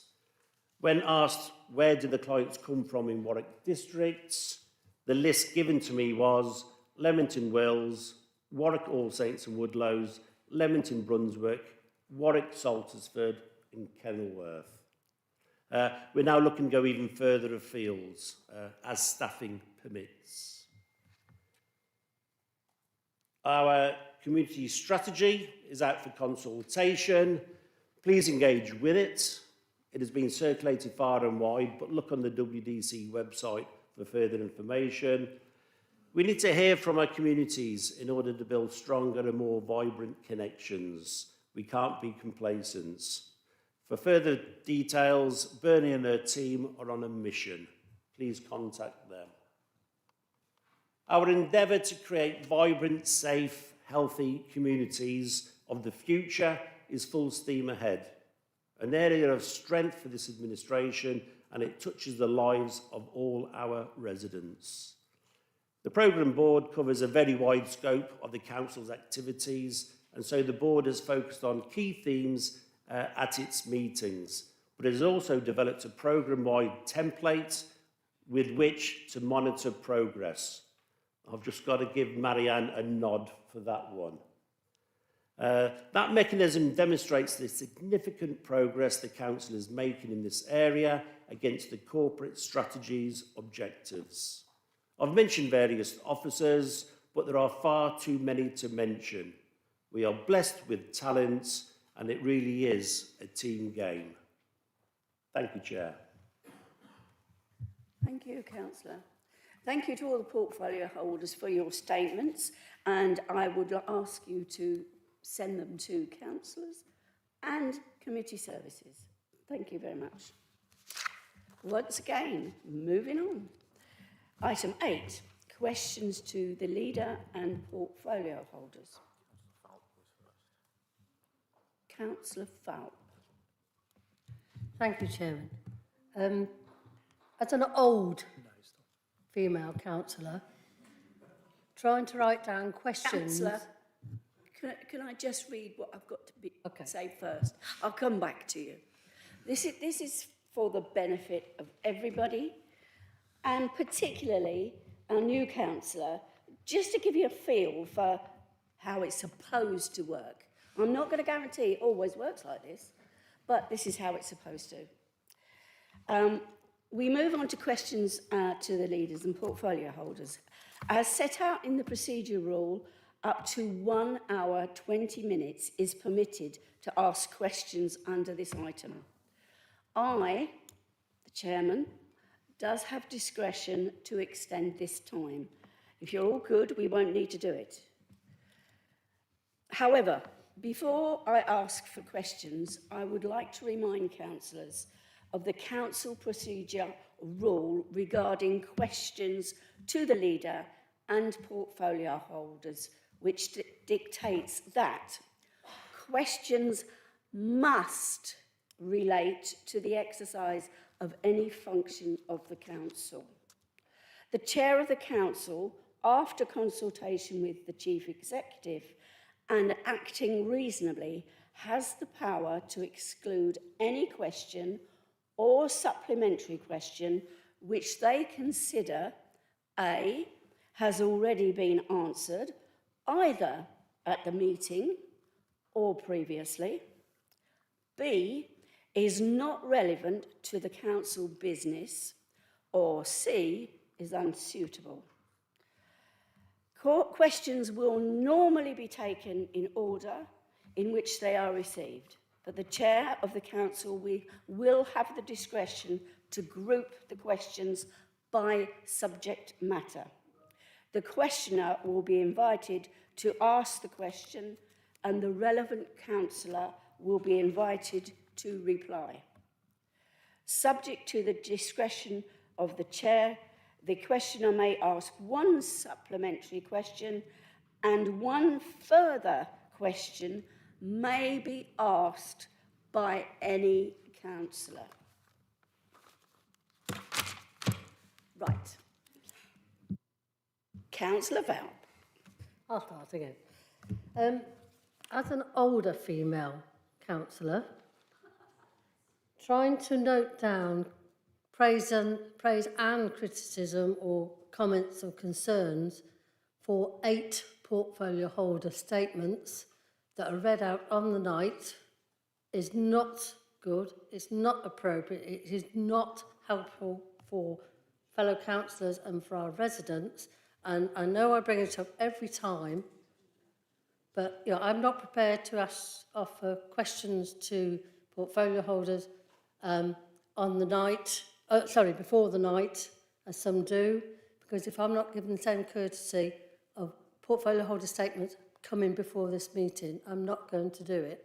So if I suddenly send lots of questions to you tonight, I'm sorry, I'm going to do it. Please try and, you know, a couple of days before, please, just so we can praise, because there's a lot of praise in the statements, a lot, or, you know, concerns I may have. I cannot write down 8 statements, taken what, 3/4 of an hour, half an hour more, and come back with Councillor, something. is this a question? It is. It's a question to the leader. Can you please encourage the cabinet members to send their reports out to council before the meeting? Thank you. Thank you, Councillor Falp. We did debate, I think it's about 2 years ago since this was raised as a question. Our view at the time there was this is meant to be a live event, and we could just do it all by email, couldn't we? Or I daren't mention a social media platform because I'll probably get that inappropriate. So it is meant to be live, and if we just ping things around, does that work? We had agreed, I think, at the time for technical ones, then maybe there's a case for that. So we can revisit that again. I don't think you're meant to get all the details. I think our trusty officer behind us, Lola, is working hard and will have done an excellent job summarising what was put here. But in terms of questions, I hope you've picked up enough and you can ask the questions, and I don't think there's an issue if there's a little bit of issue with communication. So fire away on your questions, please.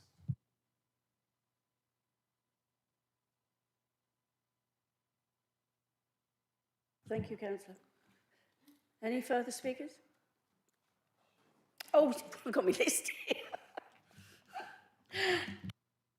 Oh. It's all right to get rid of it. Councillor Milton. Thank you, Chair. I've got 3 questions, if that's okay. I'm aware you've been well trained on the gavel as well, so I'll watch myself. The first 2 are for Councillor Melrose, I think, although I did think one of them should really go to Councillor King. The first one relates to the school sites in Kenilworth. So residents have actually had to put up with a lot over the last few years living next to sites that have become increasingly derelict. And it seems, particularly with Rouncil Lane, we've sort of relied on them to do a lot of the monitoring for us and reporting issues. When are we going to see a proactive maintenance and security plan for the school sites, rather than relying on our residents to report those issues? Thank you for that question, and especially around the school sites. I've been there myself, and from the amount of emails I've had from residents since joining, it is a cause of concern, and one that we need to deal with immediately. So work is underway to prepare an ongoing maintenance plan to keep the sites under control. Major works were undertaken in August, and the materials were removed in September. Growth at the moment, obviously the time of year we're heading towards, it's getting to the winter months, it should be not as major as we start to go into the spring, but we know any major works that happen now are going to be needed next year. So of the outstanding tasks to complete, there's the hedgerow trimming and the tree maintenance, which will be carried out later this year, outside of the nesting season, and we have outlined that in the frequently asked questions. There's the knotweed growth, which has been monitored, and a 2-year remediation plan is in process, and it's looking at the maintenance. So we have put a list of what the council has done, what the council is going to do, obviously on the frequently asked questions as well. So there is a site so people can keep constant communication, because I do agree the absence of communication probably on these school sites has not helped. And when there is silence, that is where I wouldn't say conspiracies, things appear, these things go, what happened? But I think for me, keeping constant communication now with the residents and the Kenilworth Town Council will be vital for this. Great. Thank you, Councillor Melrose. You actually answered what was going to be my supplementary as well, so thank you. Well done. So my second question to you is about, so the employment land that was identified in Kenilworth at Thickthorne, that was actually allocated in the last local plan, yet currently it remains undeveloped, and that's a missed economic opportunity for our district. Could you provide an update on the status of the land and the plan for its development? Thank you for that question. Yes, technically it should have been Councillor King, but I got the answer for you. So there's a still live planning application on the site, and there's some outstanding queries that the applicant is dealing with. In terms of marketing, the council did actively try to market the site through the county council's inward investment team to raise their profile, but overall the responsibility still rests with the promoter. I have spoke to the lead officer from our side, from the council district side. If you would like to go into more detail, they're happy to work with you and get in touch. And I'll give you the name after the meeting. Great, thank you, Councillor Melrose. My last question is for Councillor Davison as leader of the council. So I joined this council back in 2019. I have to say the first term I felt was characterised by a very collaborative way of working. We did have lots of disagreements, and there were a few crunchy moments along the way, some of which I was involved in. But it did feel like people's voices were heard and various talents across all groups were utilised. I wasn't at the last council meeting, although I have watched it on YouTube. I don't think it was a great exhibition. And I think on the evidence of that council meeting, we're in a very different place. I think Councillor Melrose has already recognised this evening that we are 44 councillors and that actually working together is extremely important as we tackle some really big issues for our residents like the South Warwickshire Local Plan and local government reform as that comes upon us. So I do welcome your invitation to the LGA to work with Cabinet. But you're not just the leader of the administration, you are the leader of this council. So ultimately, the buck stops with you in terms of the culture that this council works within. So can I ask you, what's your plan to restore collaboration and trust to this group of 44 councillors that you lead, and also our credibility amongst our residents? Thank you, Councillor Milton. Interesting question. I rarely do, but I did actually watch also the last meeting and go through it. And I also had a lot of people who very rarely mention anything about council meetings speak to me about that and said, goodness, you shouldn't have had to go through all that. So people have told me that there was a really difficult atmosphere there. And I think it's up to people here to consider who was doing that, what was the problem, what was the cause. And I think if we reflect over the times of this administration, the first full council meeting and maybe the second was in a similar vein. And then things settled down, got on. Questions were still tough, but they were perfectly reasonable. And since the summer, it has changed. And I think we all know why that is. There's been a certain amount of instability, and people have jumped on that. I should say, however, actually, you can create a difficult atmosphere with relatively few people. So the last full council meeting, there were lots of tough questions, but most of them I thought were excellent. You know, that's what we want in a democracy. We want people to be able to ask good, probing questions. A few of them I don't think did that and got the atmosphere that it did. So in terms of the council meetings, I think I've responded to you. I think it's up to everybody, and I hope you'd agree so far this evening there hasn't been any sense of that, and that's been very positive and very welcome. In terms of other things, how things go on, obviously I'm always open, I'm always willing to learn, so if you've got things that you're suggesting, that's good. We've tried as an administration to make it that everyone can have an input, and we'll continue to do that. And as I've mentioned about advisory groups, if people want to step on, then that's great. Thank you. Thank you, Councillor. I've got Councillor Collar. Thank you very much, Chair. Another question for the leader.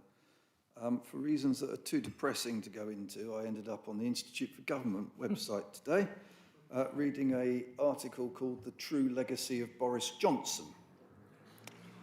In a section titled Ethical Leadership is About Setting and Enforcing Rules, they wrote, the approach taken by Johnson unmoored the ethical compass of everyone in public life during his premiership. Nobody could be sure whether the rules or processes apparently in place would actually be enforced in practice or what the consequences of any breach would be. End quote. Given that the leader does not think that a portfolio holder breaking our code of conduct is enough to justify sacking them, would he please outline what a portfolio holder would have to do in order to get sacked? Thank you. Okay, so if I can give a reference to the law to give an analogy, we always say, really, if you break the law, you should be punished. So what about in a 30-mile-an-hour area travelling at 31 miles an hour? Should be punished, yeah? Now, how many of us have done that? So I think it's pretty obvious that in terms of what sanctions there should be for anything, it depends on the situation. And clearly, in terms of what should happen on that, and you're referring to a complaint, there is a complaints procedure, and that has been followed. And clearly, I listened very carefully to the advice that's given on things like that. And in this case, it was a monitoring officer, but it also went to an independent person. So reading that, it was quite clear what the situation was. Clearly, we can't go through that, and that's to protect the confidentiality of all people concerned, not just the portfolio holder. And the advice given there was absolutely clear.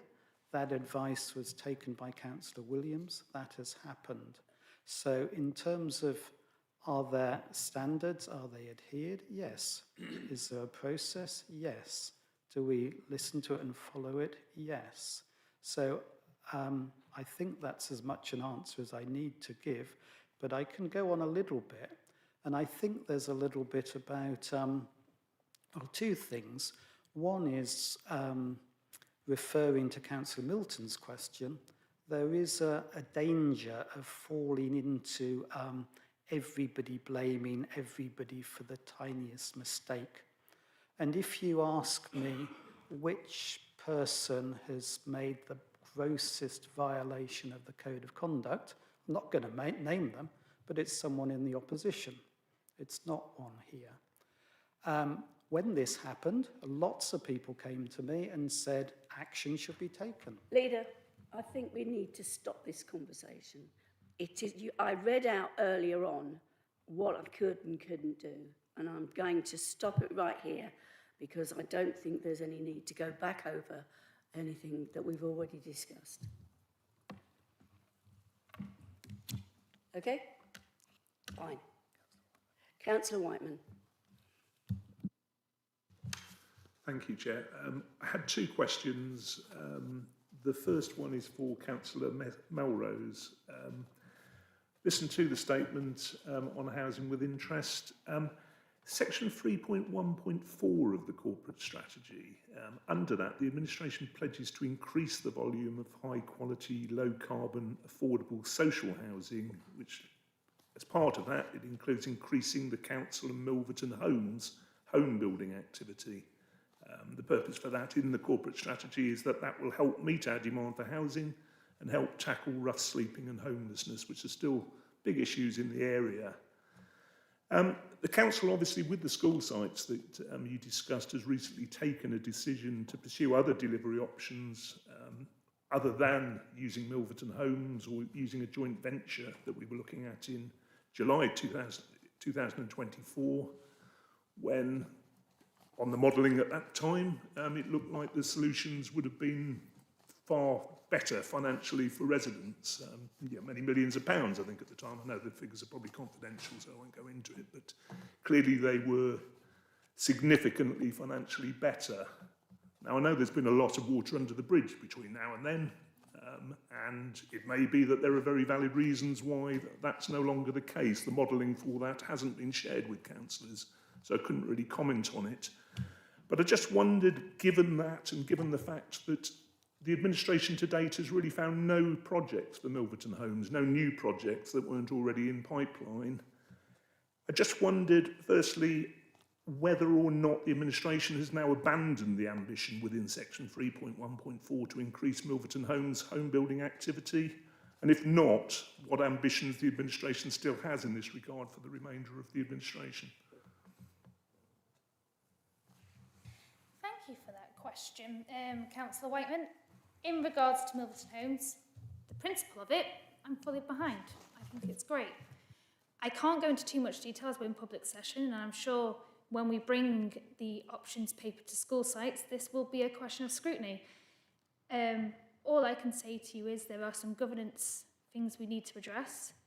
If they are addressed and there's opportunities that Milverton Homes is the best vehicle, we will use that.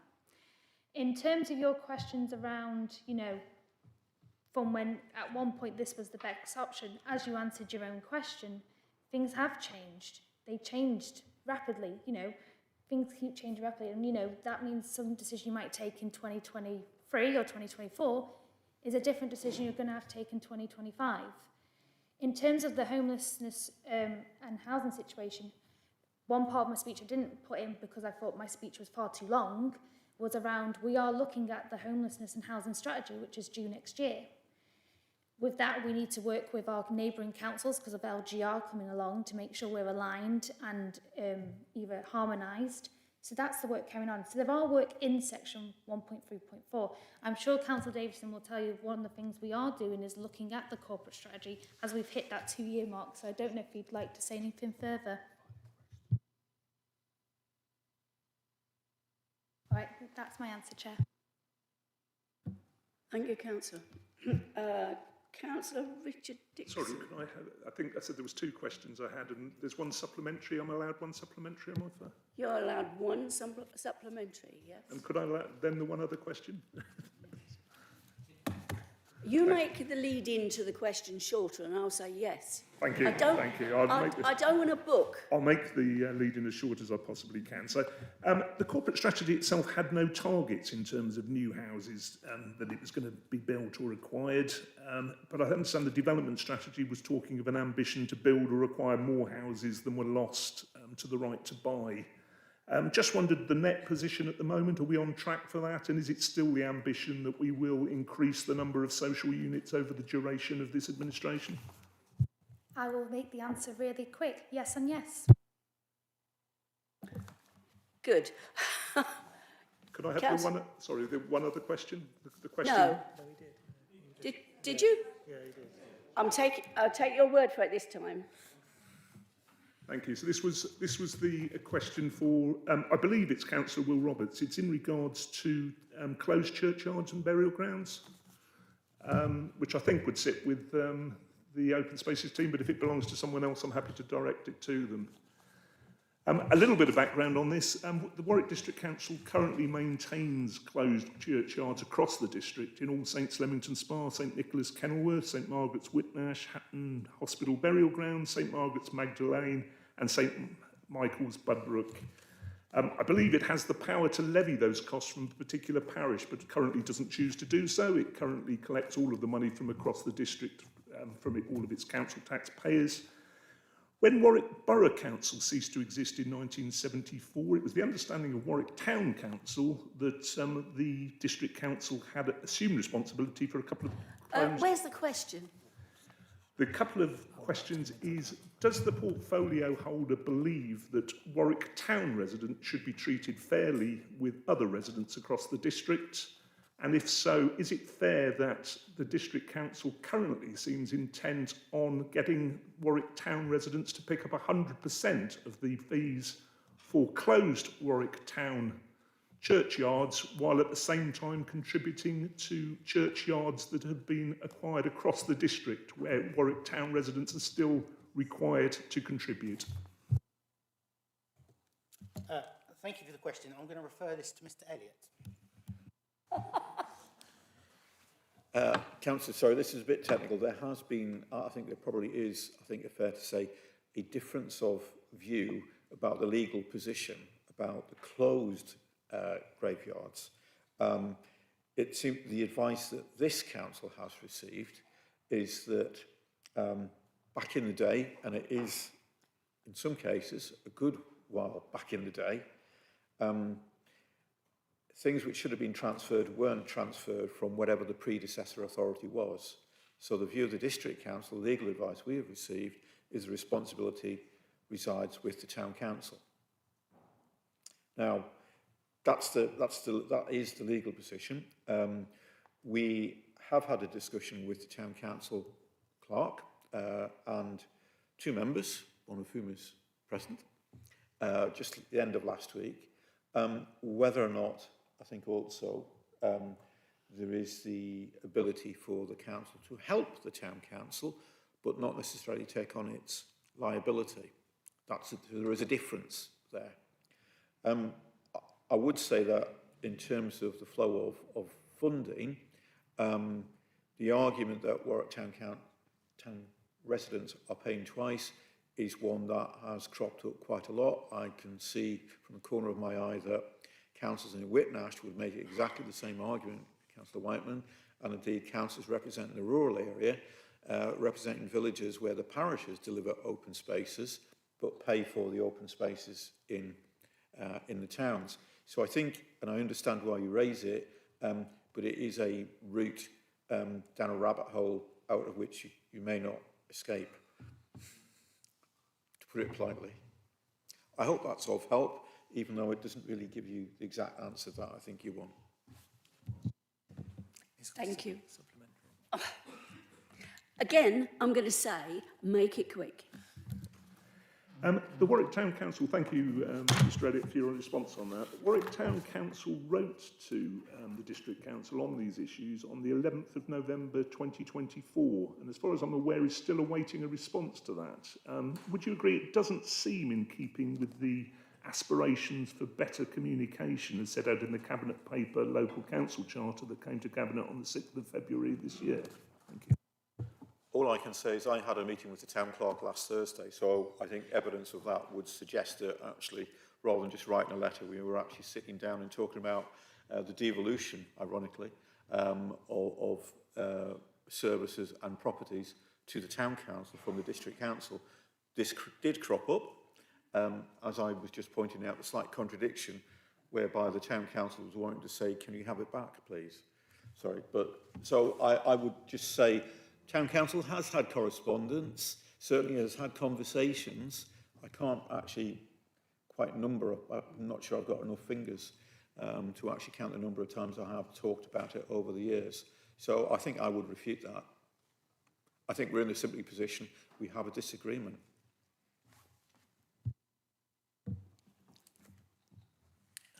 Councillor Dixon, it is your turn.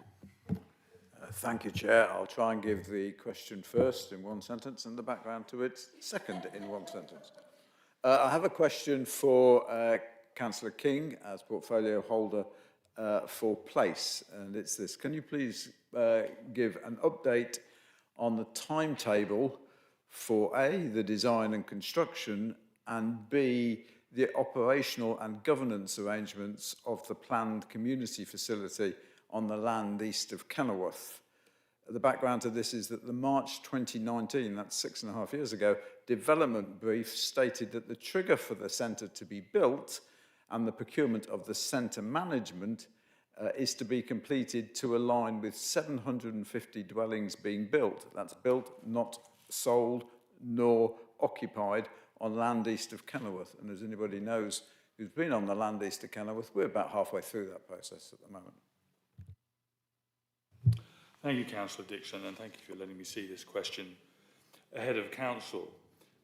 The Section 106 associated with the land for the community centre requires it to be transferred to the Council prior to the occupation of 65% of the dwellings on the thick form development.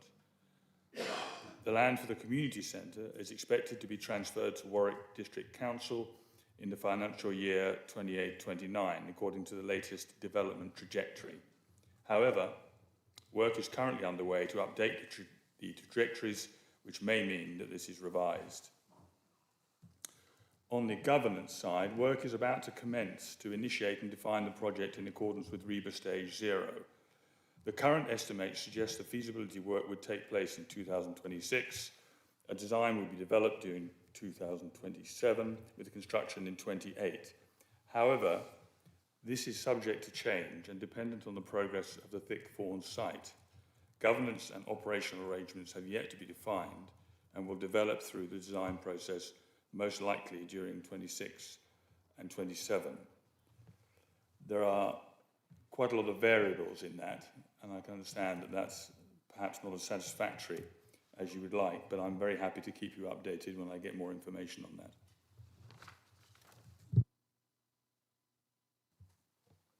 Councillor.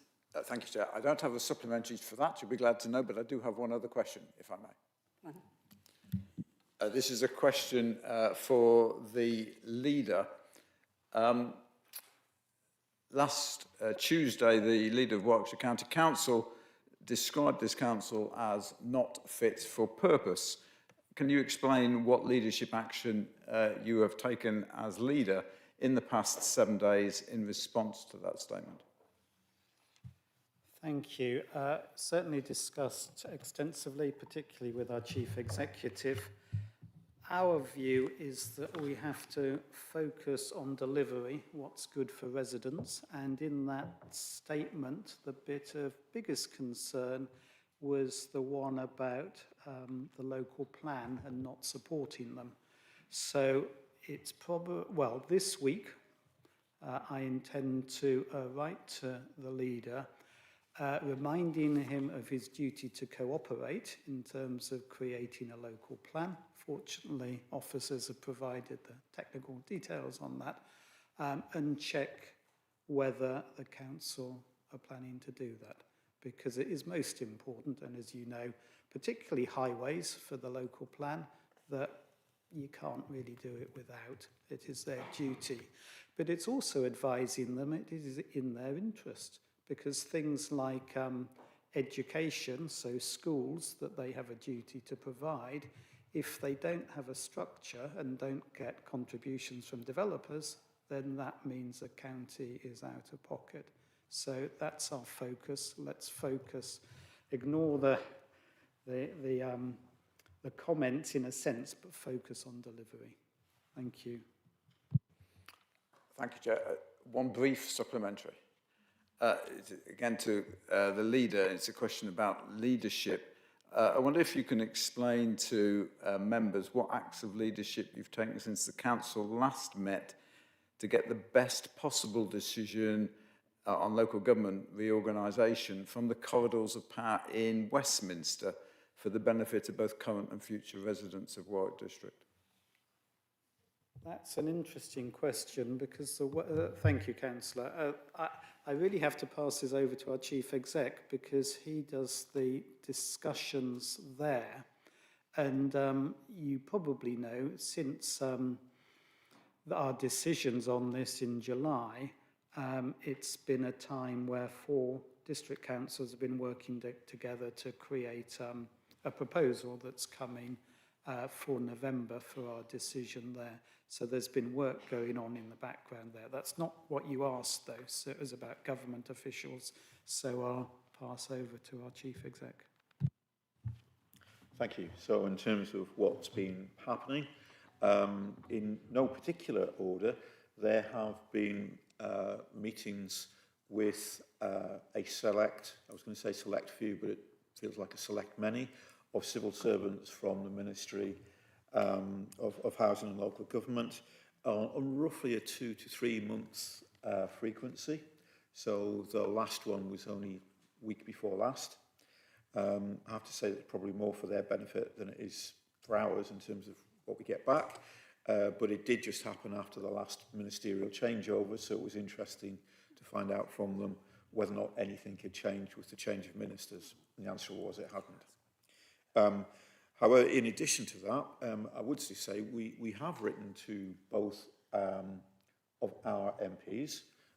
We have also actually just last week had the benefit of a direct conversation with one of those MPs in terms of their views about local government reorganisation and the questions that they had. and that was as part of a,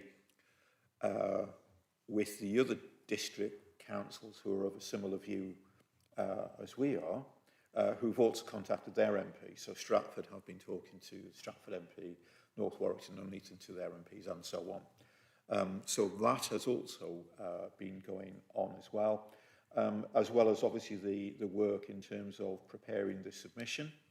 That will need to come before you in November, before the government submission date, as well as obviously the, if you like, the resident survey work, which has been going on, and with some of the other significant agencies. And all of that information will come before you for you to consider and determine upon the submission.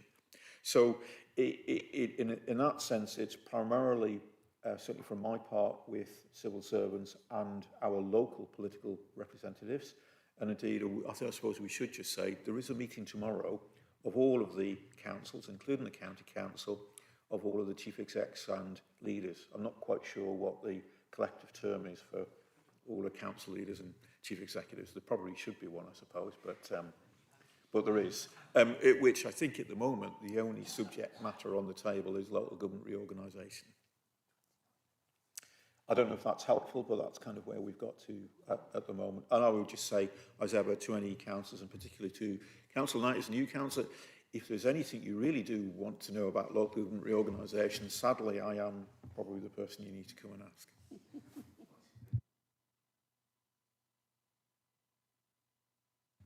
No, good.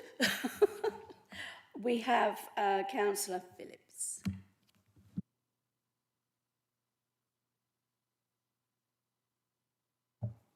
Thank you, Councillor Redford. A question for Councillor King.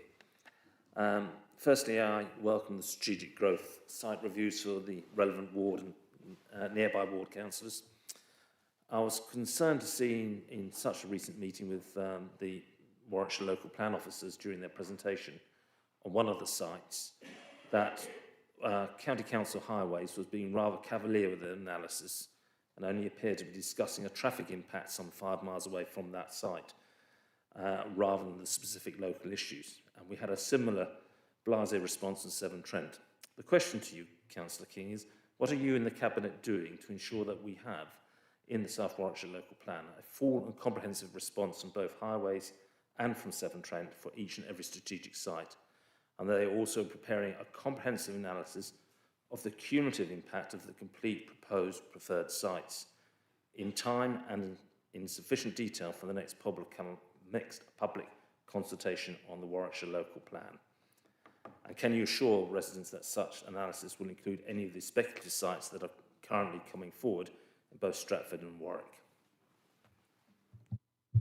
Thank you, Councillor Phillips. It's not a short reply, I'm afraid, because you're asking for a fair amount of information there, or about the process in any case. In relation to highways, South Warwickshire districts, in conjunction with Warwickshire County Council, have already been working together with the support of consultants, Jacobs, to prepare the plan up to the preferred option stage of the plan consulted upon earlier this year. The 3 councils continue to work together on further refinement of the evidence base for the plan with the consultant SLR as it progresses to the next stage of consultation. The consultant and the local highway authority, along with the districts, will be considering all of the strategic sites, including reasonable alternatives to those ultimately proposed in the plan, in a comprehensive way and having regard to their cumulative impact. This will also have regard to any non-strategic sites that are identified as having the potential to come forward to the local plan to ensure the councils can demonstrate a rolling 5-year housing land supply as required by the National Planning Policy Framework. The finalised work will result in a strategic transport assessment report that will form part of the evidence base to support the next consultation stage. In considering highways matters, we're also engaging with National Highways, given their responsibility for the strategic road network, M40 and A46, in the area. In relation to sites submitted by land promoters and developers that do not form part of the plan at the next stage, it will be for the developers and the land promoters to make the case at any future examination in public. In relation to Severn Trent, comments were received at the preferred option stage and initial follow-up discussions have been held. Officers took part in a workshop on Severn Trent's drainage and wastewater management plan today and will continue to engage with ST Severn Trent on infrastructure requirements associated with the South Warwickshire local plan. Phase 2 of the water cycle study has been commissioned and information has been obtained from neighbouring authorities to inform that. The water cycle study provides further opportunity for engagement with Severn Trent to inform the South Warwickshire local plan and to ensure that adequate infrastructure can be put in place alongside compliance with environmental regulations. Severn Trent will also have the opportunity to comment on any proposals set out at the next stage of consultation on the local plan. With regard to your specific comments, if you like, questioning the seriousness, perhaps, of the comments that were made, I think it's really useful if, and I mention this to all councillors because you're all part of ward discussions, particularly discussions targeting your ward with a local plan, do make note of these queries or worries and either send them to the presenting officer or myself immediately. That way we can address specific issues, and we've given you a generalised answer here because you asked for a generalised answer, if you like. But in terms of the specific items you were referring to, we could, you could say, why was this, I'm not satisfied with your reference to this accident with a view to the traffic flow in this area, and we can come back to you on that. I hope that helps. Yeah, thank you, Councillor King, for that. And you and I are on the call earlier in the last few days in respect of one of the sites. I think you're saying that you expect each site to be comprehensively reviewed by Highways.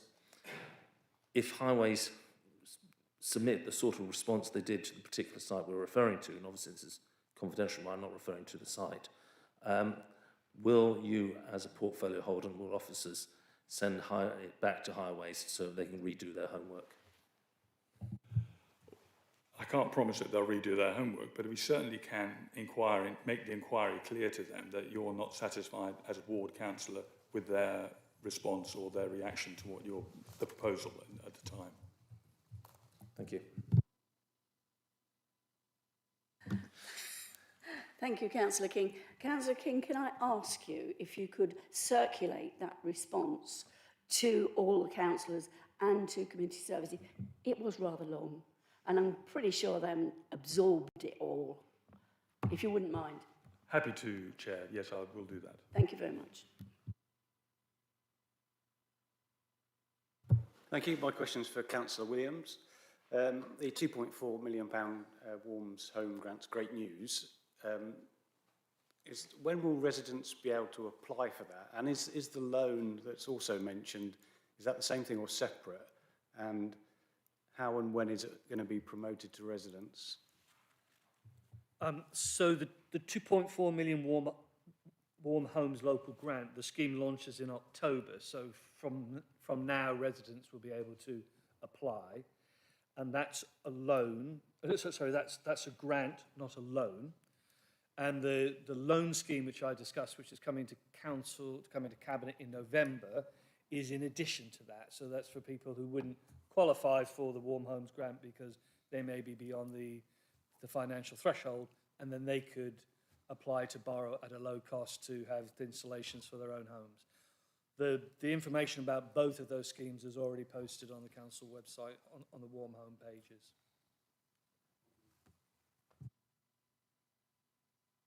Councillor Bode. You got there in the end. Got there in the end. I have three questions to different portfolio holders. So we'll do them one at a time. Three? Yes, only three. Well, there might be more of them answering than asking the questions. First of all, Councillor Williams, interesting to hear about the number of solar panels being installed across the district on council property. What steps did you take to make sure that the panels weren't produced by slave labour in China?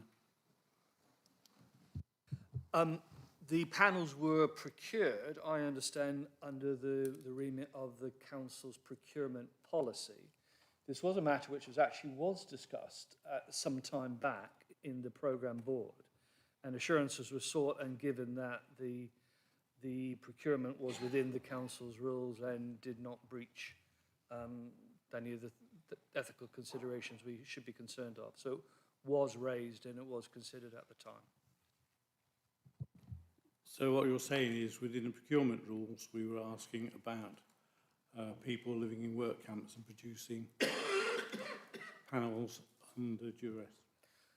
I'm saying that the programme board asked that very question, the question which you are rightly raised, and they were given assurances that within the council's procurement rules, these panels were procured properly.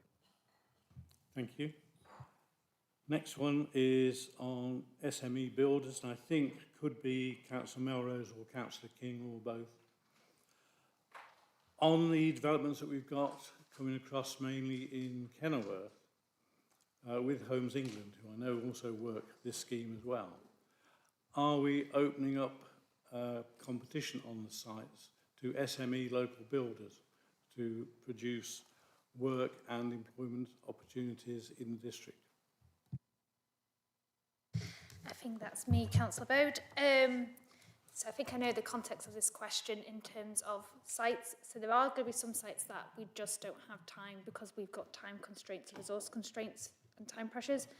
There's other sites where we go, actually, we can open up and parcel it to smaller sites. So we are looking at it site by site. If we find an opportunity where we can do it, we should do it as a local council and finding local builders to build local houses.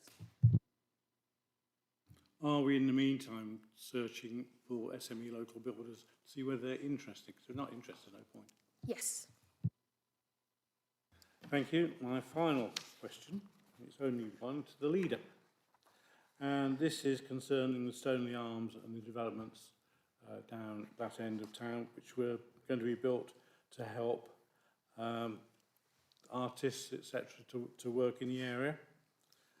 And I note that it has come out that the commercial rates that are being sought for the depot and the school are way beyond what would normally be charged for artistic work, and that they're above the top. At what stage did we realise that the cost of doing the building and rectification exceeded what we could actually charge for rent, so therefore take them out of that sector and put them into a different sector altogether, not helping the local community? I am wondering, so thank you, Councillor Bird. I'm wondering if Councillor Billiard is able to answer these? Or yes. Thank you, Councillor Bode, for that question. So yes, I have questioned this with officers as well, because our vision was to support local artists and makers, which we have accomplished through the Stoneleigh Arms and working with Lighthouse. So I can also say that we're almost agreeing heads of terms there, so that is progressing well. So we'll see that launched shortly. But it was important that we are also, the council is washing its face. So we're not making a profit. We have to ensure that, well, we've had to make it more of commercial for those two properties, the depot and the old school. Thank you. The question I was actually asking was, when did we know that we were going to exceed the marketable rents? So in other words, you know what your income is because you know your square footage, you know what you can get, and we obviously spent more on the building, so we can't do that. Thank you, Councillor Bode. If I could hand over to Mr. Elliott, please. Can I just say, this has been the subject of a report to Cabinet, and without going into the details and trying to stay the public side of any confidentiality issues, the Council did agree a particular way of taking on a lease for the Stoneleigh Arms in order to deliver a lower market rent for artists. And that's what's been achieved because the agreement with Lighthouse actually enables that to happen. What the Council did decide, though, in recognition of the fact that that would mean a lower receipt, if you like, and rental income than would otherwise be the case, that it would try to achieve a market rent for the other properties that it had. And that's what it's been doing. And one of those other properties, because effectively there's, in the schoolhouse building, there's the schoolhouse and the depot, one of those is already going to be let to a company which has to relocate from one other of our premises. So at the moment, that is going to be a tick in terms of delivering a market rent, and it is a creative company. Leaving the other one there simply at the moment, simply to be on the market. So I would just say, I'm afraid to say, it will be there. We have had a very specific report on that. It ended up with a rather convoluted agreement in order to do that, but we did recognise that up front. And I think I would say, touching loads of wood, that as we almost at the point, I think, where we've signed everything with can I say Lighthouse? Yeah, I can say Lighthouse. With Lighthouse, that actually the particular artist bit is just about there and should be certainly open this side of Christmas.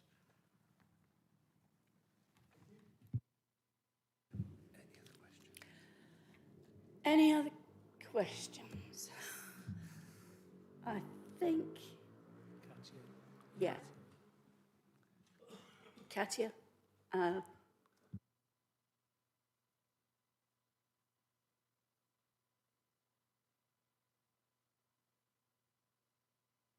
Councillor Dre? Jay? No, I think you're first, yeah. Thank you, Chair. This is a question for Councillor Roberts.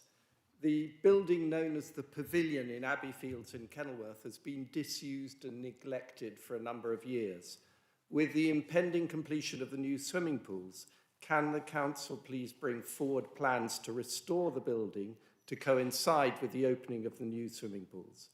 This should be done in consultation with interested community groups, including Friends of Abbeyfields and Kenilworth Town Council, who are keen to ensure that this much-loved and sadly dilapidated building is brought back into use in ways that can contribute to the amenity, heritage and biodiversity of Abbeyfields. Thank you, Councillor Kennedy, and thank you for the question and sending it in advance. The pavilion is highlighted in the Abbeyfields Management Plan as an opportunity to do something different from its traditional use. And there have been different proposals for it from different community groups connected to Abbeyfields. One such proposal was the Friends of Abbeyfields wanted to use it as a wildlife educational hub for the use of local community and visitors. And I think everyone would like to see this opened up again and used for the benefit of the community. Unfortunately, early estimate costs are quite considerable to make the building fit for use, and there is currently no funding for this. So at this point, I would have to say bringing the building back to use to coincide with the opening of the swimming pool might be a bit too ambitious, but I would certainly be happy to speak with you and other Kenilworth councillors about moving this project forward.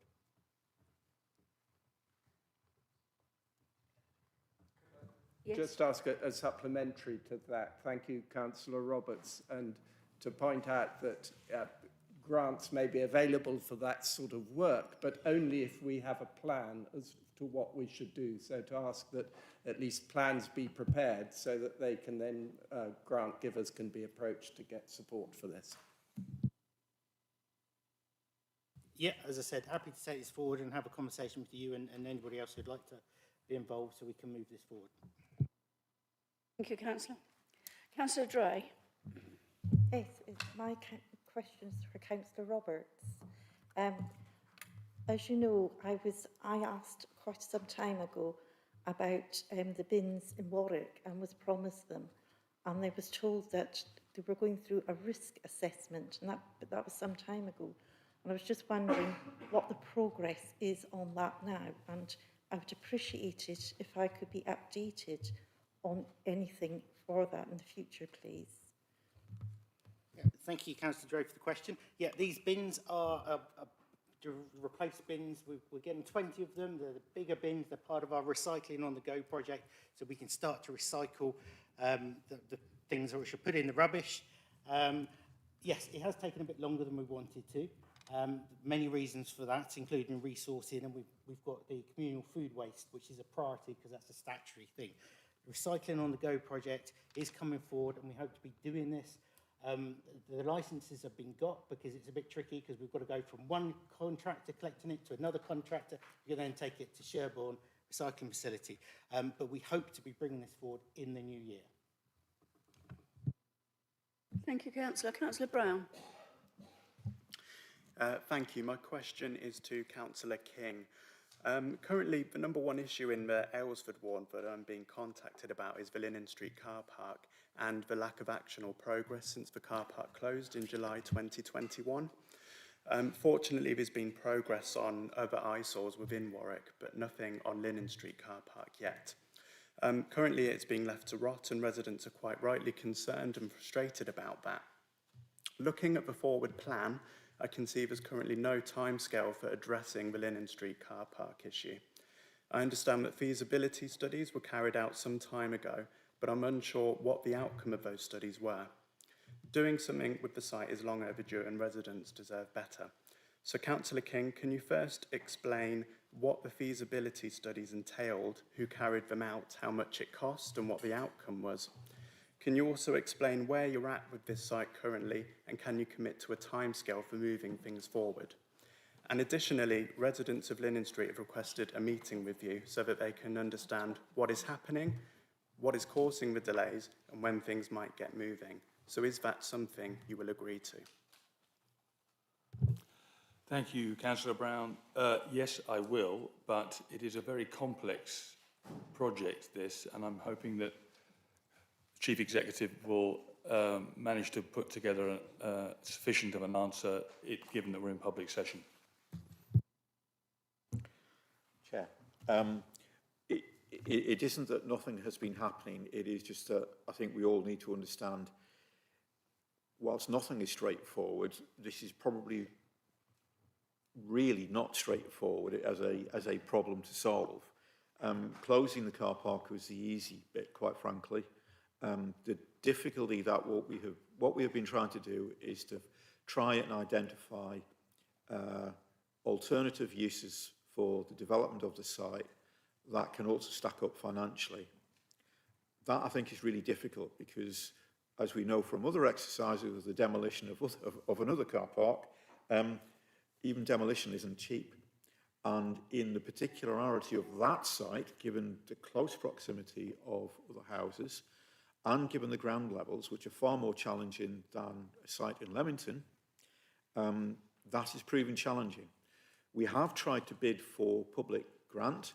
Unfortunately, we weren't successful because we thought that that might be a way to resolve one of the, if you like, extraordinary development costs that the site faces. And what we're trying to do is just find out a way in which we can, with, if you like, minimising the cost to the public purse, but to try and resolve the problem that residents, I think, very, understandably identify. So it isn't that nothing is being done, it is more that it's really difficult to get to a solution that isn't going to cost the earth, particularly at a time when we don't have the earth to actually spend. But I think we will try to bring this to a head one way or another. In terms of a timeline, I think that's probably not going to be November now, but I would suggest we need to try and do something for early next year.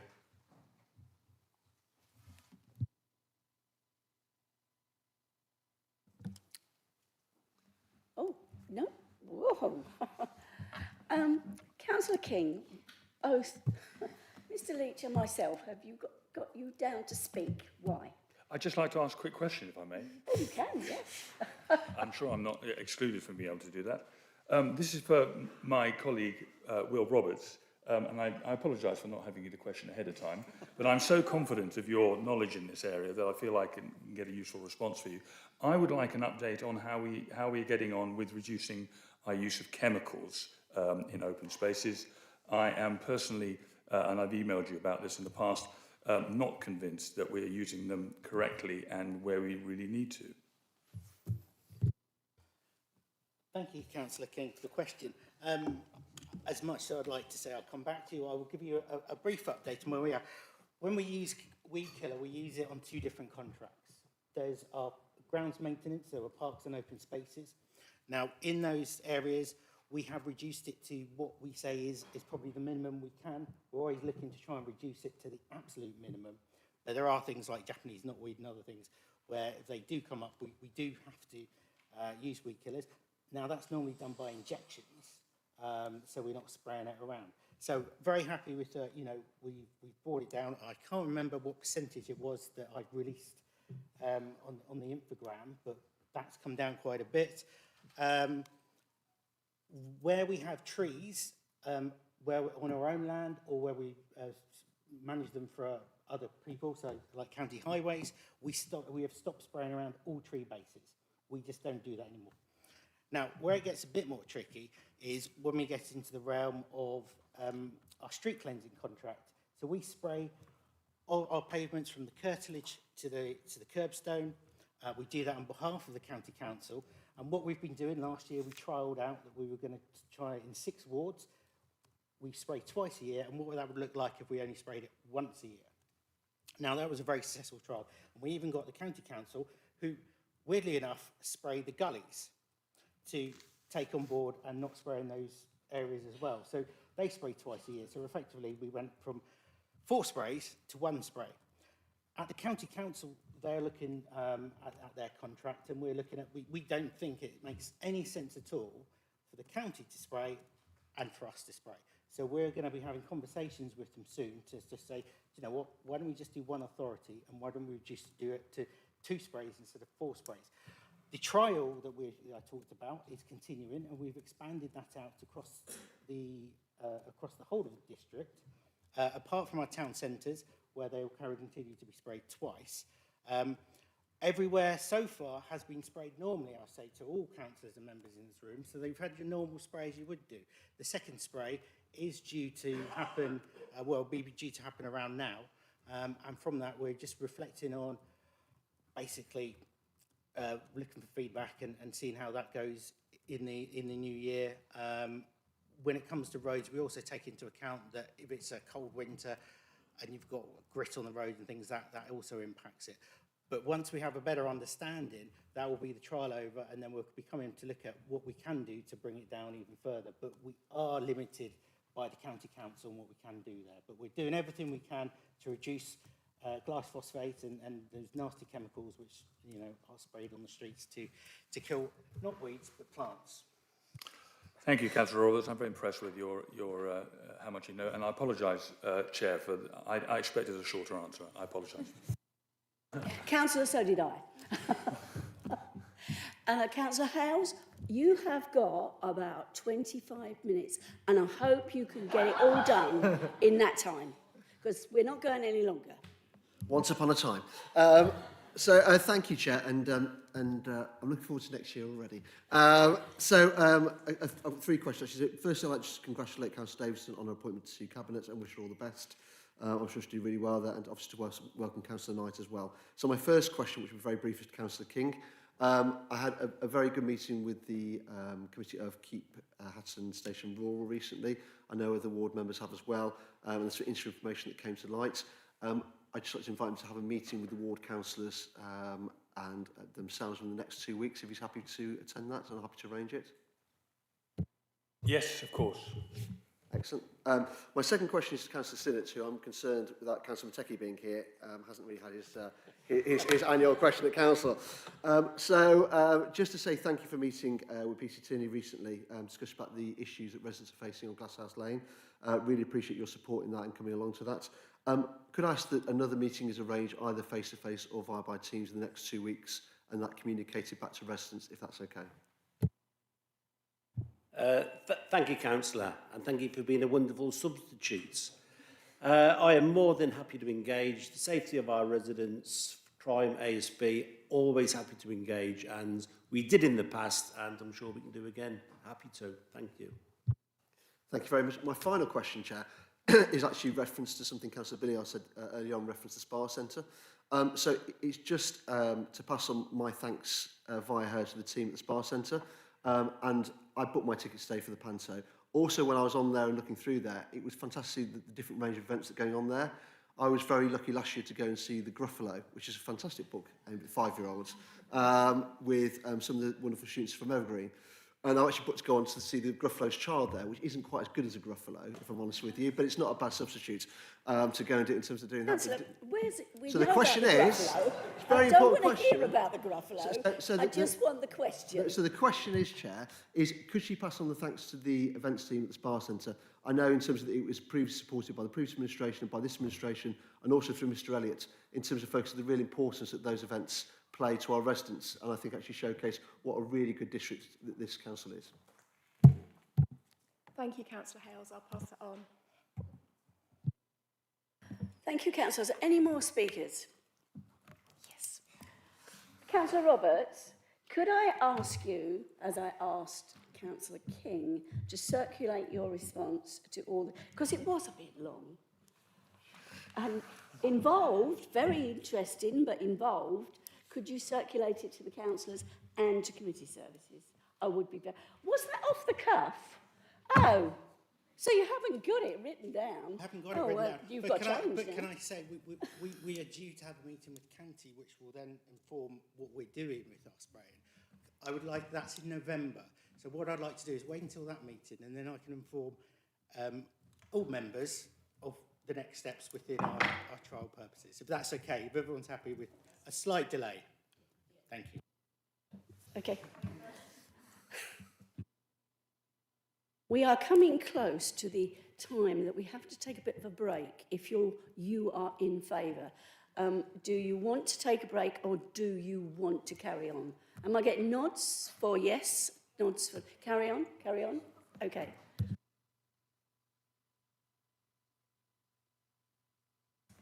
Thank you. That takes us to item 9, which is the Employment Committee. We are considering the recommendations from Employment Committee meeting held on the 24th of September 2025 in respect of gender and ethnicity pay gap reporting as at the 31st of March 2025. And I am looking to a proposer, Councillor Collins. Do I have a seconder? Councillor Melrose. Councillor Collins. Yes, thank you, Chair. I'll be short on this. I just want to thank Tracy Dolphin and Tracy's team for their great work on this report. And we had a very thorough discussion on the topic at Employment Committee, and I hope that we'll see further progress on this over the next year. Any speakers? Councillor Melrose? You've No. heard from me, it's enough to... I know. I'm giving you a chance. No speakers. We go to the vote. Those in favour?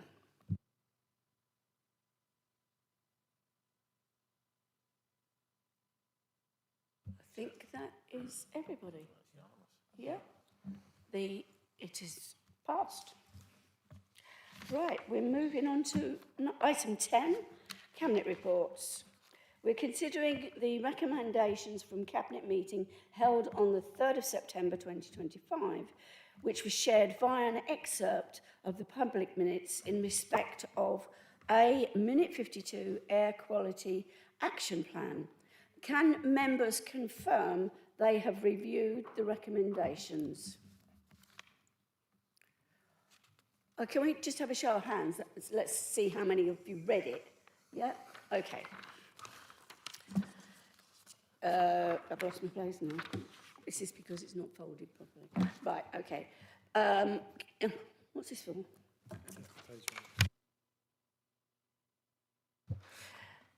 Can we have any speakers?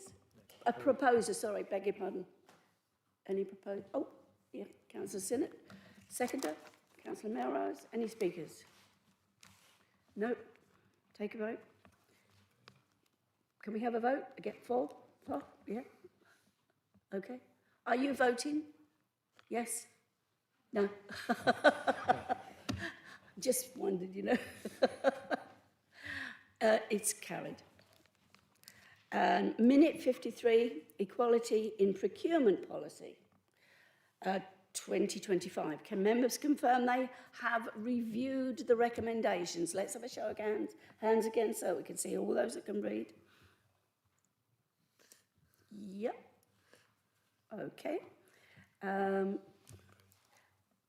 Do we have a proposer? Councillor Melrose. Are you seconding, Councillor? Yeah. Thank you. Any speakers? Yes? 4?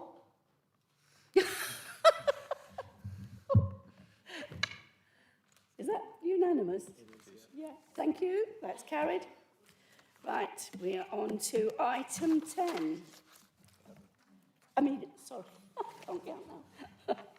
We are now considering political proportionality and appointments to committees, which was circulated as an addendum prior to the meeting and has been provided this evening. Please can members confirm they have had time to read the addendum? Yes? Is it a nod? Yes? Okay.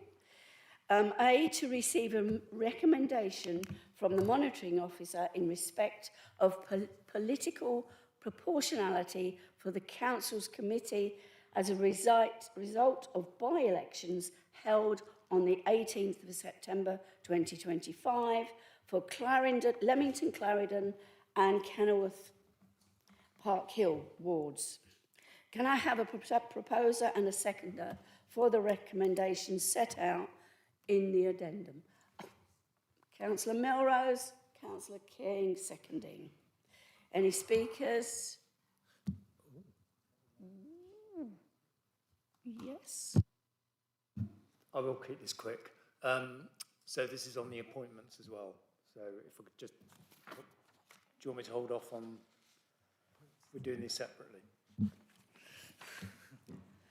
What we? Yeah. Yep. No, where do we get to? Any speakers other than? Next item. B, to make provisions for committee membership. You don't need to vote. Oh, sorry. I am getting tired. Yeah. All in favour? Is that again? Look at that. Carried. B, to make revisions to committee membership and confirm that named substitute for the budget review group will be members of the Housing Scrutiny Audit and Standards and Overview and Scrutiny Committee as detailed in the addendum circulated prior to the meeting. Please, can I have a proposer and seconder?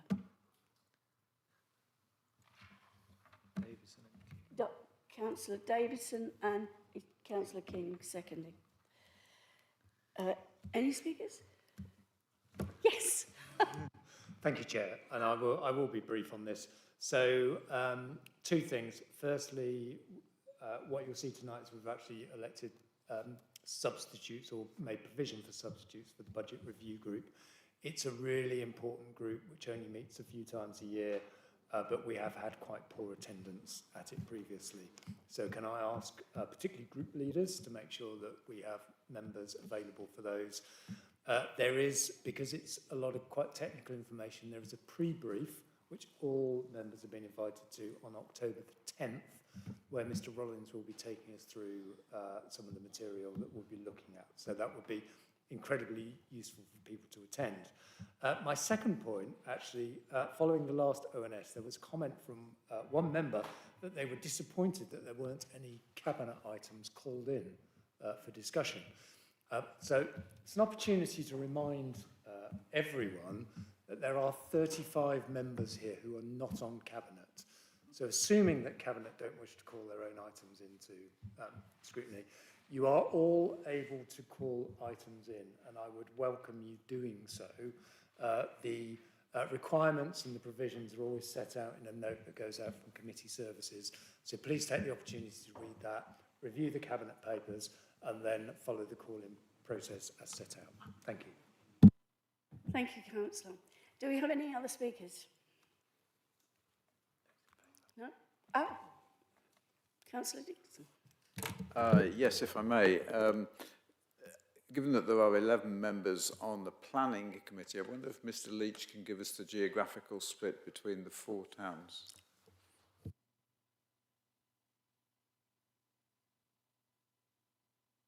Through you, Chair, not off the top of my head, no. I'd have to go away and look at it. I will have a look. Are you happy with that answer? I am. Yeah.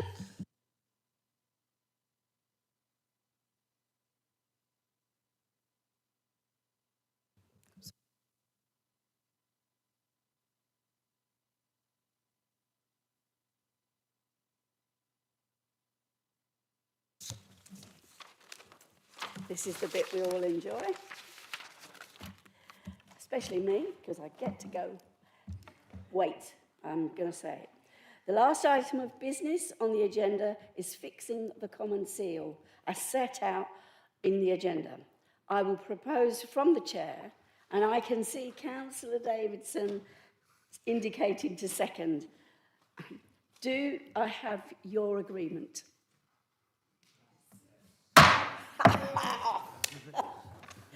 Wow. I've been waiting all night to do that. I don't do it as